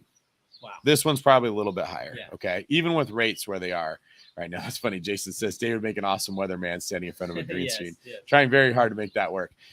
So if you bought them now, they would probably barely cash flow or maybe not cash flow. I think you a little bit, and it might make sense because I already have the cleaners in place. I have the management in place. If it was in this complex, it would make more sense, but you're going to wait. You got to wait for inflation to do its job to push rents up higher to where you would make enough money to be able to justify buying one. I feel like we're seeing that in every market, though, right? We're seeing that in San Diego. We're seeing that in the Bay Area and in Northern California. We're seeing that in a lot of the expensive markets anyway. Yeah, that's the problem with people not wanting to buy real estate right now is you're not going to get the great return you used to see right away, especially in the good market. So here's my theory. If I'm not going to get amazing cash on cash returns like I was, by the way, I didn't think I was going to get amazing cash on cash returns here. I expected to make around $200 a night. It's more than double that, right? So it's like $400 to $500 a night is what we can get. And in 4 years, it's going to be even more than that because you bought in the right location. If you're not going to get cash flow right off the bat, then make it worth your while with appreciation. Don't buy in an area that isn't going to go up and you're not going to get cash flow. Buy in the San Diegos, buy in the Hawaiis, buy in the South Floridas, buy in the areas that people are moving into, the Austin, Texas, the Tennessees. Find the spot that is going to have rents go up more so that eventually it's going to cash flow. You want to share a little bit more about what we talked about today about buying in a place where really like, specifically around luxury properties, right? Buying in a place where the money is flowing and wealthy people are going to end up. Yeah. So Kyle and I were having a conversation just about in general. If you want to make money at anything, you go to where wealthy people are. Now, you guys see my beard. It's not that great looking. You see this shirt? Well, this is actually a new shirt. The shirt I was wearing last night, I thought that's what I had on, is like 8 years old. Yeah. I don't consider myself to be a highfalutin, rich person who only eats caviar. Like you can attest. I love the word falutin, by the way. That's my first time using that on a live, right? I'm not saying rich people are better than poor people, okay? But let me tell you just a pattern I've seen with how business works. If you have a buyer buying a home and they have $14,000 to their name and they're using an FHA loan and it's going to be $12,500 down, and you're in the transaction with that person, they're getting an amazing loan product. They're getting to be a homeowner for only with $14,000 saved, which they should be the happiest, most grateful, thrilled human ever that they're getting to buy a $300,000 asset with $12,500. Okay. Is that the experience that you have when you're working with that person? No. What's it like when you got the FHA buyer with it spending almost all their money on the down payment? It tends to be more strenuous, a lot more work, a lot more challenges, more of an uphill battle. That's exactly right. When you're working with someone that does not have a lot of capital, they're not rich. it is incredibly difficult to get that deal to close. Okay. Like there's a crack in the window, the screen door squeaks, the sink has a chip in it, and the ceramic tile. Oh, I don't want the deal. We got to back out. I don't have enough money to fix that. It's pulling teeth to get those people into real estate, even though this is the best thing they could ever do with their money, and they have not done a great job financially to save up a whole bunch of money to buy real estate. They should be I'm doing this no matter what. This is the best thing I could ever spend my money on. Now you take the person that's got $1.5 million in the bank, and they're putting $500,000 down on their house, and it comes back and it needs a new roof, and bathrooms need to be redone, kitchen needs to be remodeled, landscaping needs to be done, electrical system needs to be reworked, and the garage needs to be finished. Are they just freaking out and terrified and blowing you up every night and talking to you until midnight? No, for the most part, it's no sweat off their back. Right. Because that person that has $1.5 million and is spending $500,000 on this house can throw money at problems so they don't throw stress at problems. In general, if you can't throw money and you can't throw skill, like you don't know how to fix the problem, you throw stress at it. Okay. Like at your house that you have, if you have a fence board that falls off, but you have a hammer and nails, do you stress about that problem? No. Okay. But what if you have an electrical short and it's not something you could fix by throwing a circuit breaker? Do you stress? Yeah, that's above my pay grade for sure. There you go. Now, if you have an electrician on speed dial and enough money to pay them, do you stress as much? No. So you either throw money at it, or you throw skill at it, or you throw stress at it. And stress always comes when you don't have money or skill. So the people that have money don't stress. They don't stress everybody else. When you get around those people, life gets easier. They're not stressing all the time. Now, they have a higher expectation of what they want from you. That's fair. When you go to a really nice 5-star restaurant, you're going to pay $200 for your meal. Don't you have an expectation of service or cleanliness, right? Yep. Now, you go to a taco truck or a food truck. I don't really care what it looks like. I'm spending $4 on this meal, right? It's okay. Yep. All right. So you do have to step your game up to get into these markets. But like we were talking with, what was it, the gal's name we just did in San Diego? Amanda, was it? Yeah. Amanda. She's having a hard time buying in San Diego because a lot of rich people are going to San Diego and they're throwing money at those deals, and she feels like she can't compete. But that's why San Diego is going to make so much money. That's why San Diego real estate is going to do so well, because people with money are going there. Now, let's say that you buy the piece of crap house that she mentioned for $2 million in a neighborhood full of houses worth $3 million. Okay. Mm-hmm. Do you let your house stay looking like, if you bought a house for $2 million that was next to $3 million beautiful homes, do you live in that piece of crap after you close on it, or do you fix it up? Fix it up. You fix it up, yeah. Right? Now, what if you buy a $200,000 house next to a bunch of other $200,000 houses, and they all look like crap? Do you fix it up? No. Why would you? Pressure. Not at all. No pressure, and you're not getting equity if you do that. Yeah. But if you spend $50,000 on your $2 million house to make the kitchen nicer, maybe you made it worth $2.3 million. $50,000 gets you a huge return when there's $3 million comps. It gets you no return when there's $200,000 comps. I'm just explaining principles of wealth, right? Like, and when you get around people with money, money becomes easier to make. When you get around people that are fit, it becomes easier to eat better food. When you get around people that are funny, you start to tell better jokes. When you get around people that read a lot of books, you get more educated. Money is not different than all the other things in the world that work the same way. So when we were talking about why buy in Hawaii, it's hard for poor people to move here. It's expensive real estate. Yes, there's a barrier to entry. Yes, I only got in because I came when everyone else was scared to buy, and they all said I was dumb, and they all said I was giving bad advice, and I was telling people to buy. I wasn't telling people to buy. I was buying myself, but it was everything I keep getting criticized for. They're not going to cash flow. You should never buy real estate that doesn't cash flow. It's going to break even, and you're buying into a tough market. I hear all of that. However, what did Maui real estate do? It ended up doubling. Over a couple years, right? And no, I did not predict that was going to happen that dramatically. I had several things that worked out in my favor. They rezoned a lot of the short-term rentals in Hawaii, and they cut down some of my competition. So now this is one of the only places you can have a short-term rental. So they started booking for more money, and they started booking more frequently. That's probably going to continue, right? What I planned on being $200 a night is now about $400 to $500. It's going to hit $800 to $900. Now it looks like I have an amazing investment that everyone else missed because they analyzed it for year one. What's a cash flow right now? I use my BP calculator and it doesn't work. So move on because I don't want to overpay. And they just get these like narrow-minded, like horse with blinders, right? And they can't see outside. But when you guys hear me talking about it, you're like, yeah, that's common sense. David's not even that smart. Anybody could have seen that coming if they just had like, and I'm not that smart. I look at my beard. If I was smart, I probably wouldn't have a beard like this on a YouTube live. You guys can do this too. You got to understand the principles of what makes real estate make money.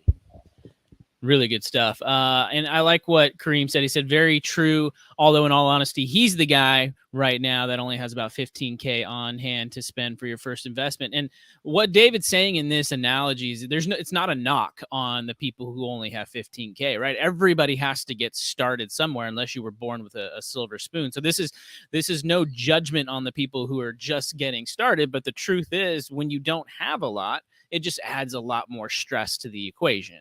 And so working in those types of environments, absolutely do it. You mind if, before we go up to see more, do you mind if I give Kareem some advice? Do it. Let's say you're in Kareem's position or you are Kareem and you only have $15,000. Okay. I think where people get mixed up with that is they're like, what can I do with 15 grand? They're just asking the wrong question. It's not a bad question. It's not the best question.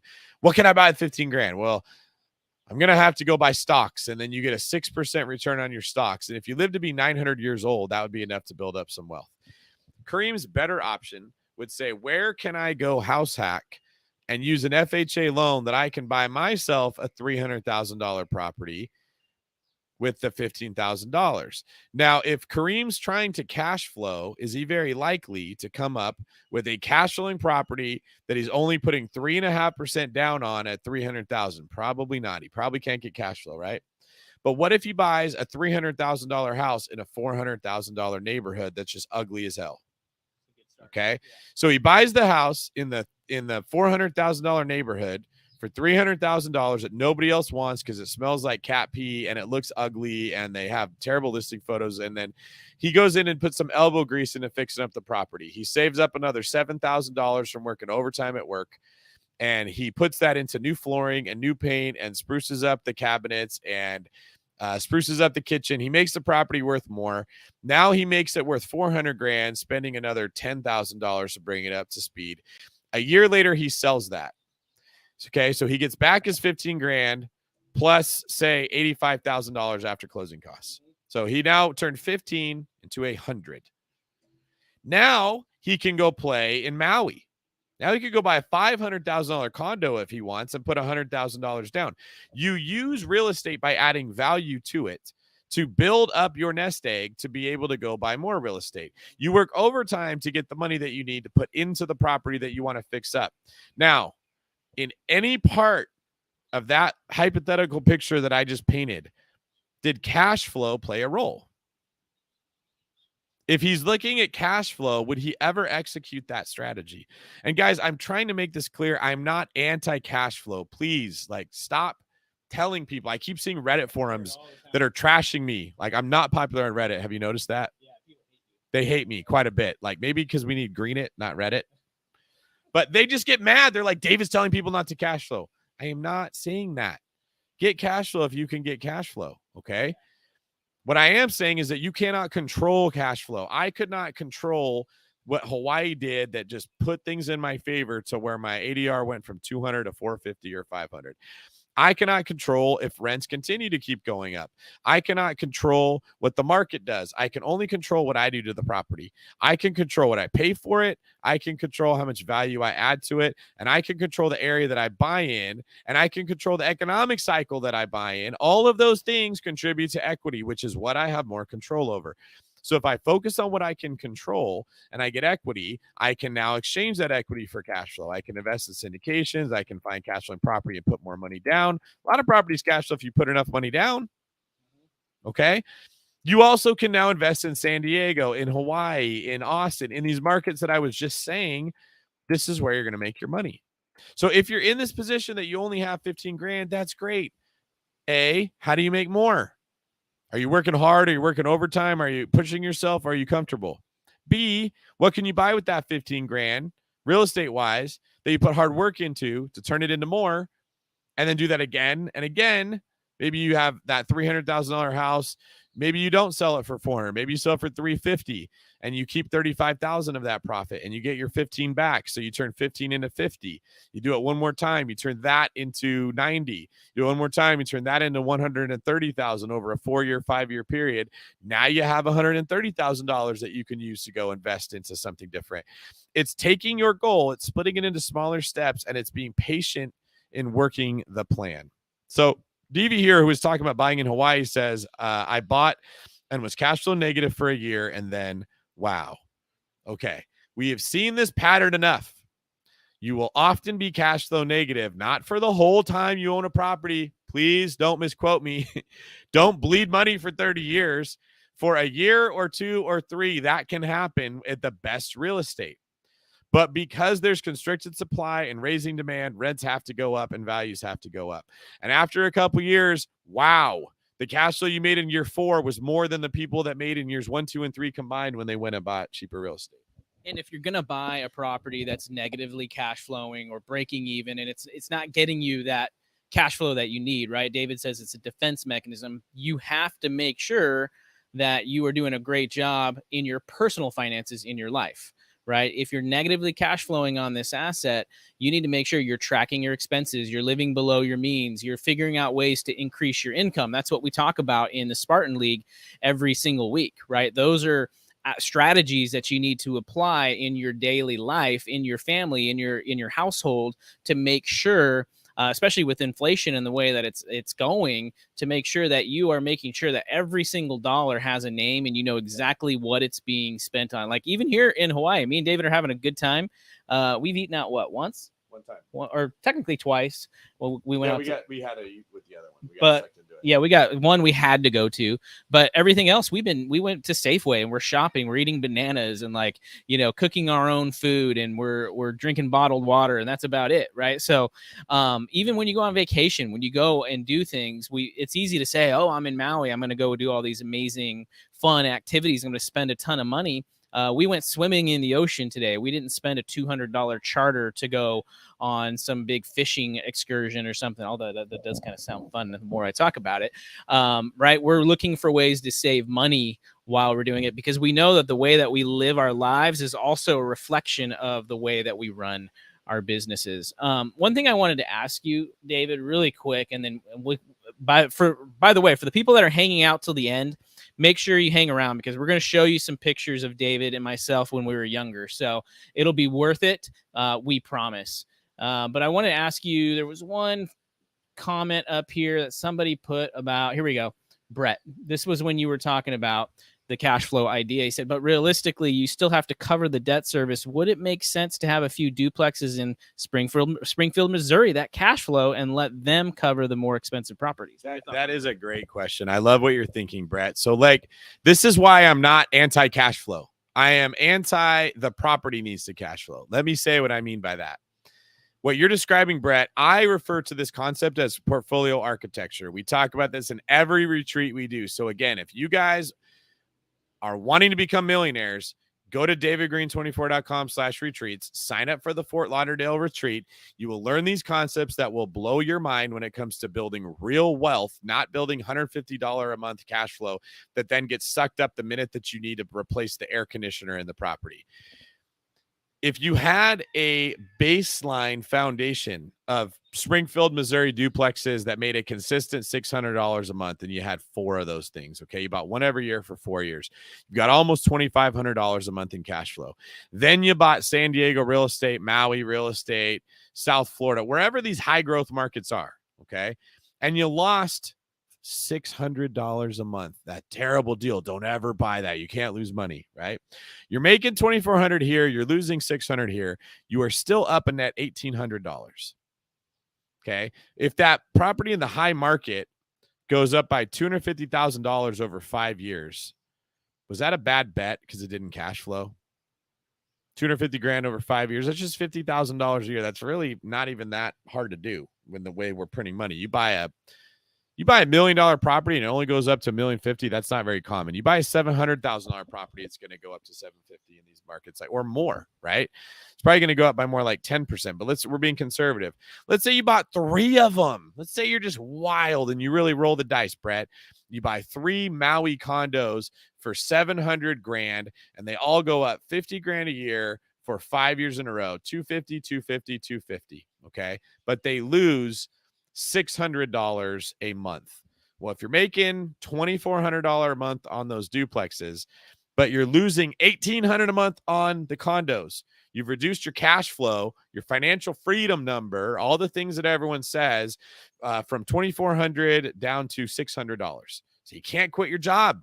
You can't retire. You can't go lay on the beach. But over 5 years, you've made $750,000. Do you care that you only made $600 a month instead of $2,400 a month when you've made $750,000 buying the right real estate? That is a life-changing thing that is only going to get better. You're on your way to becoming a guaranteed millionaire by buying the right real estate. So here's my method that I teach that no one likes to hear, but we teach it in Spartan League. You need cash flow. It doesn't need to come from the mother effing property that you're buying at that moment. Okay. Like, you can get cash flow from living beneath your means. What if you have a job? Okay. Kyle, if you have a job and you make $6,000 a month, but you live on $3,000 a month, aren't you cash flowing $3,000 a month? Yeah. Does the bank care when you make your mortgage if that $3,000 came from your job, if it came from that property, or if it came from the duplexes in Springfield, Missouri? They don't care at all. So like Brett says, your net worth skyrocketed. You made $750,000. You have to live to be like 900 years old to make that much money in cash flow. It is so much faster building wealth, but you have to make money in the meantime. You do need positive cash flow, but it doesn't have to come from the property. Guys, this is my Morpheus moment. You're in the matrix. I'm trying to break you out of it. You do need cash flow. You need to live beneath your means. You need to be disciplined. You need to keep making money. You need to be productive every single day. You need to invest that money into assets. You should understand that those assets make more money than what they cost. You can buy properties that don't cash flow, particularly if you've offset it by building cash flow in other areas. So Brett, for you, that could be duplexes in Springfield. Kyle, for you, that could be continuing to work as a real estate agent, making money and saving it. For me, that could be book royalties. That could be money from hosting Bigger Pockets. It could be businesses that I have. It could be other real estate that I bought 10 years ago. These Maui condos now cash flow, and they could offset the risk of buying real estate somewhere else that's going to go up a ton. Like, would anyone in here, if you had a chance to buy a property for $1 million that was worth 1.3, and then you put $100,000 into it to make it worth 1.6? Okay. So you're all in for 1.1. It's worth 1.6. Would anyone say, I don't want to buy it? I don't want $500,000 of equity. Not if it doesn't cash flow. Yeah. But you wouldn't even look at it because you're only looking at cash flow. Yeah. That's the part I'm saying. Adriana says, this is making so much sense to me. Like, the premise is simple, really, but it's being explained to me like I'm 5 and I'm getting it this time. Hallelujah. That is what I want to hear. Guys, if you're in Spartan League, you will be getting my perspective. I'm not going to say any names. You're not going to be getting the perspective of someone that says, buy a bunch of Midwest turnkey properties, overpay for them. They're never going up. They're never going to be a good investment. But take my course, take my program, and I'll teach you how to do it. Buy a short-term rental somewhere, buy another one, and retire and never work again. Okay?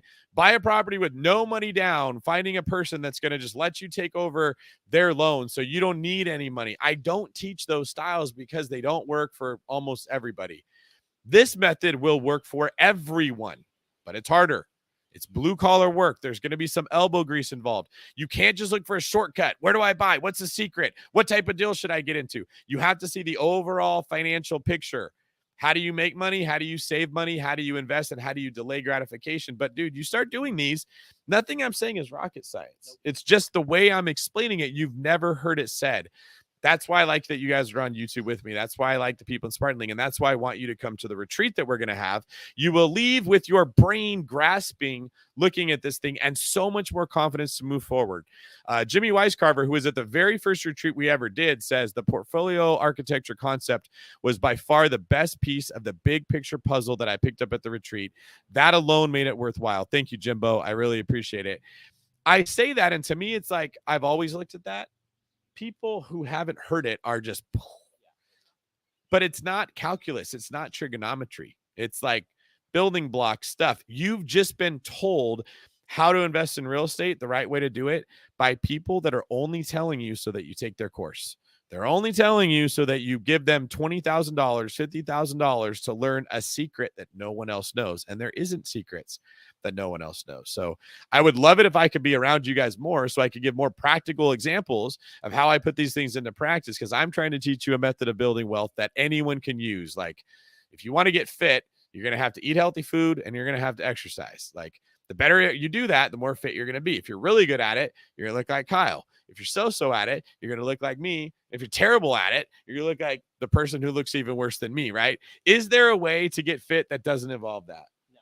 Now, what about if someone said, if you pay me $10,000, I will teach you a method that's guaranteed to cause you to lose weight. It's called intermittent fasting. And if you just do this one thing, you don't have to do anything else. Is that true? Is it going to work if that's all you do? Yeah. If you do intermittent fasting, but you don't work out, and when you're eating, you eat donuts, cake, and ice cream. No. Yeah, you gotta hit it from every. Yes. Yeah. Now, is intermittent fasting bad? No. It is a good principle to apply in health, right? But if you're only told intermittent fasting and no one tells you that carbohydrates and sugars turn into fat, you're not going to lose weight. Nope. You know how many of you have been sitting here like, I took the course on intermittent fasting. I took the course on keto. I took the course on jazzercise to go, Bert, right? Do you know there was a time in the fitness world where they had this machine that you'd stand on? It was like a scale, and it had this little band that wrapped around your waist, and it just shook you. Yeah. And they were teaching people that the fat like melts off from the shaking. That's a lot of what people are learning from real estate. Influencers. Yeah. What is that called? The belly buster? I don't remember. It's silly. Like, there's like black and white photos of these women sitting on this thing, and it just shakes them, and they thought they were shaking fat off of their body. When I was a kid, in the little food pyramid thing, like, sugar was in there. Like, yeah, sugar is great, but fats were bad. Like, we used to say that's fattening. Like, we were told don't eat fats. Now a lot of people are like, you got to have a lot of fats. Like, the problem when you only get one piece of the puzzle is that you won't build wealth. You won't lose weight. You won't get fit, whatever the case would be. I don't want that to happen, but you're never going to get the whole puzzle from anyone, because no one pays a lot of money to learn the whole puzzle. They pay a lot of money to learn what they think is a secret or a hack that nobody else has. And that's all you're going to be hearing. And I'm saying this because you're going to keep hearing it. More people are coming in the Bigger Pockets ecosystem. More people are coming into the social media ecosystem. More people are coming in saying, I can teach you the thing that nobody else knows. And none of it works. I mean, sorry, it all works if it's part of a bigger puzzle. None of it works independently. I like what E. Ramich said. You guys definitely rock. Where is it? It went away. There it is. You guys definitely rock. Speaking of rock, The Rock is supposedly somewhere here on Maui. David and I have been searching for Dwayne Johnson. He was in the gym that I work out at 2 days ago, but I didn't see him. He was there right before me. Yeah, so we were looking for him, but we haven't found him. If you guys see him, let him know. Should we end it out with some photos? Yeah. Okay. You guys want to see what Kyle and I look like the first time that we came to Hawaii? All right. This is going to be fun. Let me warn you before you get here, okay? Kyle looks exactly the same now that he did then. I've lived about 3 or 4 different lifetimes since the first time we did. Yes. You are not going to recognize me. You are going to feel shocked, so sit down. If you saw pictures after this, you'd say there's no way that David was that guy, and there's definitely no way he's this guy. I have changed a lot over the years. Kyle has just learned how to wear a backwards hat better. David has changed a lot for the better, though. I think you look better now than you did. Well, when back you then. see these pictures, that's not as big of a compliment as you think. You've blossomed. You've blossomed. All right, let's take a look. I'm going to share my screen here with y'all, and we'll pull it up. All right, here we go. Let's give this a shot.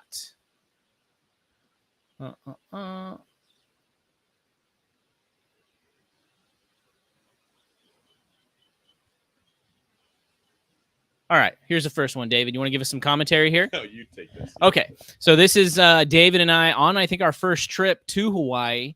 Gosh, right after college, and this is on Kaanapali Beach somewhere. And we were very serious boogie boarders, so serious that I had to actually go and rent the boogie board fins to make sure that I was catching those waves. This is actually one of my favorite pictures, though, of us. It's kind of cool. Yeah. The lighting is good. Yeah. You look very happy. Yeah. I look a little less happy. You look tired, like you've been getting pummeled a little bit. I think I just didn't like pictures at that time. If you guys can see how thin my hair was, this is like 23 years old. Yes. It's pretty bad. But I didn't notice your fins because they're covered in sand. That was a thing where I just had longer legs and bigger feet, so it wasn't as hard for me to swim as much as it was for you. Yeah, absolutely. Here's a picture I took of David at the Hard Rock Cafe. We thought we were like, shirt, by the way. You do. Wear that sometimes. And for those of you that can't read it, it says David's Boat Maintenance and Repair. So was there something cool about the fact that it had your name on it that you bought it? Literally the only reason I bought it, and it looked good on me. Because I was incredibly insecure about how skinny I was. I'm wearing 2 shirts in this picture, by the way. Okay. And I don't drink, so I wasn't drinking, but I was trying to take a picture of what I thought someone would be looking like at the Hard Rock Cafe if they were drinking. Because you're saying like rock on, right? Yes, that's what that was. Okay. No, I like it. This is a cool Now picture. I look like I'm a Satan worshiper, but at the time I didn't realize that's what I was doing. What the even funnier part is that David and I, this was before like cell phones, right? And especially cell phones that had cameras on them. So we just like went around Maui, like taking pictures of each other pretty much. With like disposable cameras that we bought. And we're like, hey, do this. We kind of did that today a little bit too. It's kind of funny. TVs in the background. Yeah. Oh yeah. Look at and they got Sports Center or something on. Yeah. All right, let's go to the next one. This is one I think David, did you? Oh no, this is both of us. Yeah. Okay. So my mom or somebody must have snapped this. This is us not in Hawaii. We're on the slopes of some Northern California Sierra Nevada mountain. Good form of yours, though. Look at that. I think I'm posing. I think I knew somebody was taking a picture of me, so I tried to give my best like pose. And then David's looking cool in the background because snowboarders are always cooler than skiers. I do look cooler than you there, but if they had watched us doing this, they probably wouldn't think that. Yes. So here we are on that same day. At the top of the mountain. I think this is when I was going through an awkward phase. I was probably, I think my son was close to being born, so I was putting on pregnancy weight with my wife in support of her. So I'm pretty sure that's around that time. But David, again, you look cool. You got those like really cool goggles and the beanies, the Oakland Athletics. This was our second trip to Hawaii. So second trip to Hawaii. As you can see, I've been vigorously lifting weights. Yeah, you're getting bigger. Trying as hard as I can to not look like a skeleton. I figured out how to put my sunglasses at the top of my head to hide the receding hairline. Yep. Because it was still receding. Mm-hmm. But you're looking good. I mean, you're looking like you're ready to go out on the town. Go to some really good restaurants. We're on my grandmother's lanai at that time. You can see my wife here in the black, and then her friend came along on the trip as well. And we had a good time. And again, we have like the perfect domino here. Looks like a AT&T symbol or something. But then the cool thing about this trip was after the girls had left because they had to go back, we were allowed to have some guy time. And so in this one, we actually we flagged somebody down to take this of us? So yeah, we had to grab someone to take the picture. So again, we thought it was really, really cool that, to increase the coolness of the picture, you crouch down because then it makes you look like you're probably like your hood, right? And then given the cool hang loose, what'd you call that today? A chaka? Yeah. Given the shaka. I think my hat actually said hang loose, and I was wearing it a little bit cocked to the side. So my hat game has improved in the days. To bring sunglasses on this trip, and I never thought about that. Yeah, that's true. Okay, this was a cool experience. This is in Northern California, way off the northern coast. And again, we were just like camping in the summer. You can see it's cold.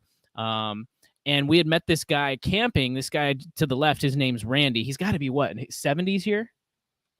Yeah, he's an older guy, but probably one of the coolest guys you'll ever meet because he's in his 70s and he's surfing 10-foot waves at Mavericks. He's climbed Mount Everest. He's a rocket scientist by trade, and he just like lives his life to the fullest. And he's sitting around the campfire and he says, "Hey, I'm going to go surf these waves.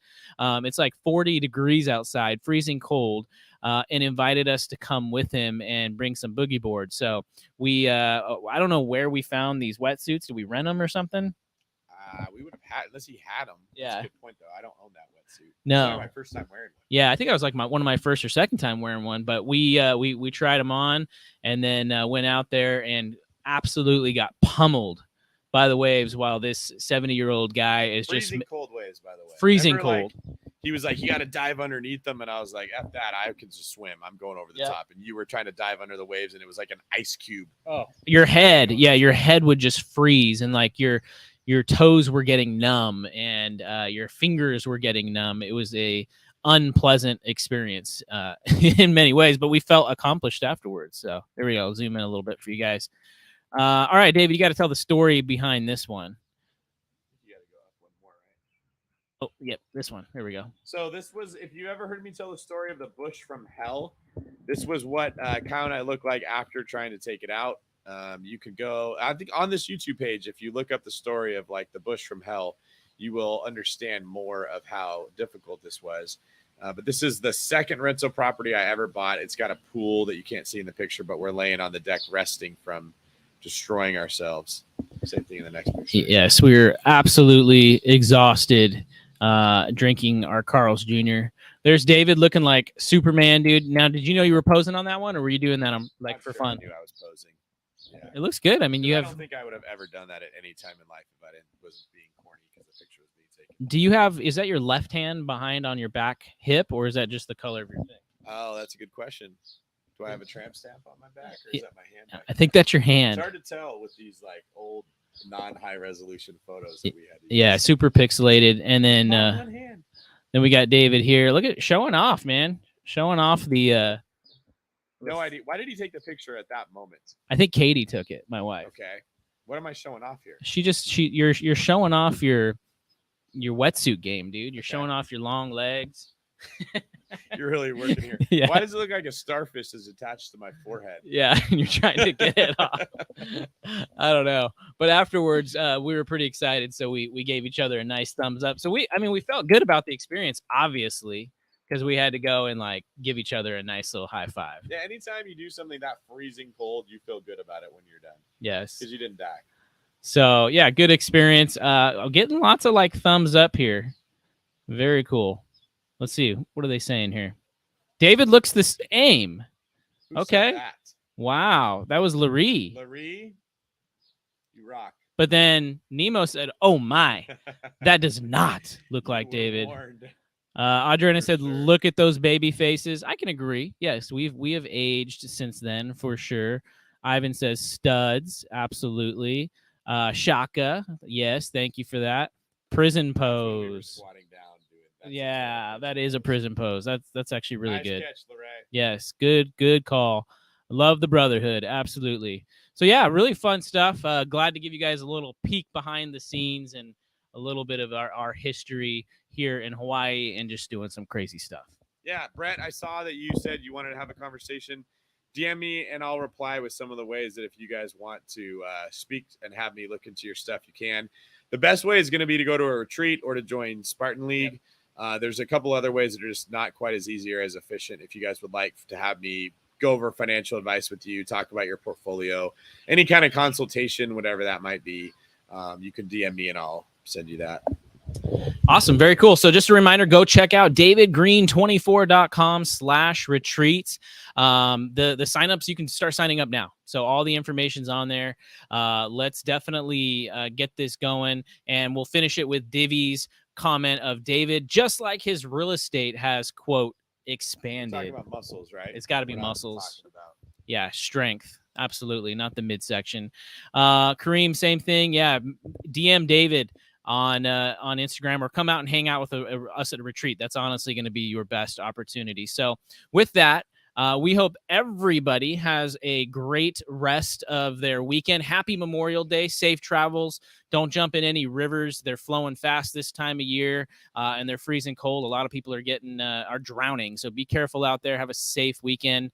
David, anything you want to leave the rest of the audience with? A couple of you said that you wanted to reach out, DM me, and I'll send you the options. Please go to davidgreen24.com/retreats and check out those. Those are life-changing events. We're getting better and better at them every time. Thank you guys for joining me here. Share this with your friends and like the video. I always forget to say that. Please. but that's very, very important. And remember, I'm not Bigger Pockets, although I love that company. So if you want attention from me, if you want help from me, if you want to be put in touch with people that I am in control of, you got to reach out, and I'll tell you the different things that I can do to help you with financing real estate, finding real estate, consulting, whatever the case may be.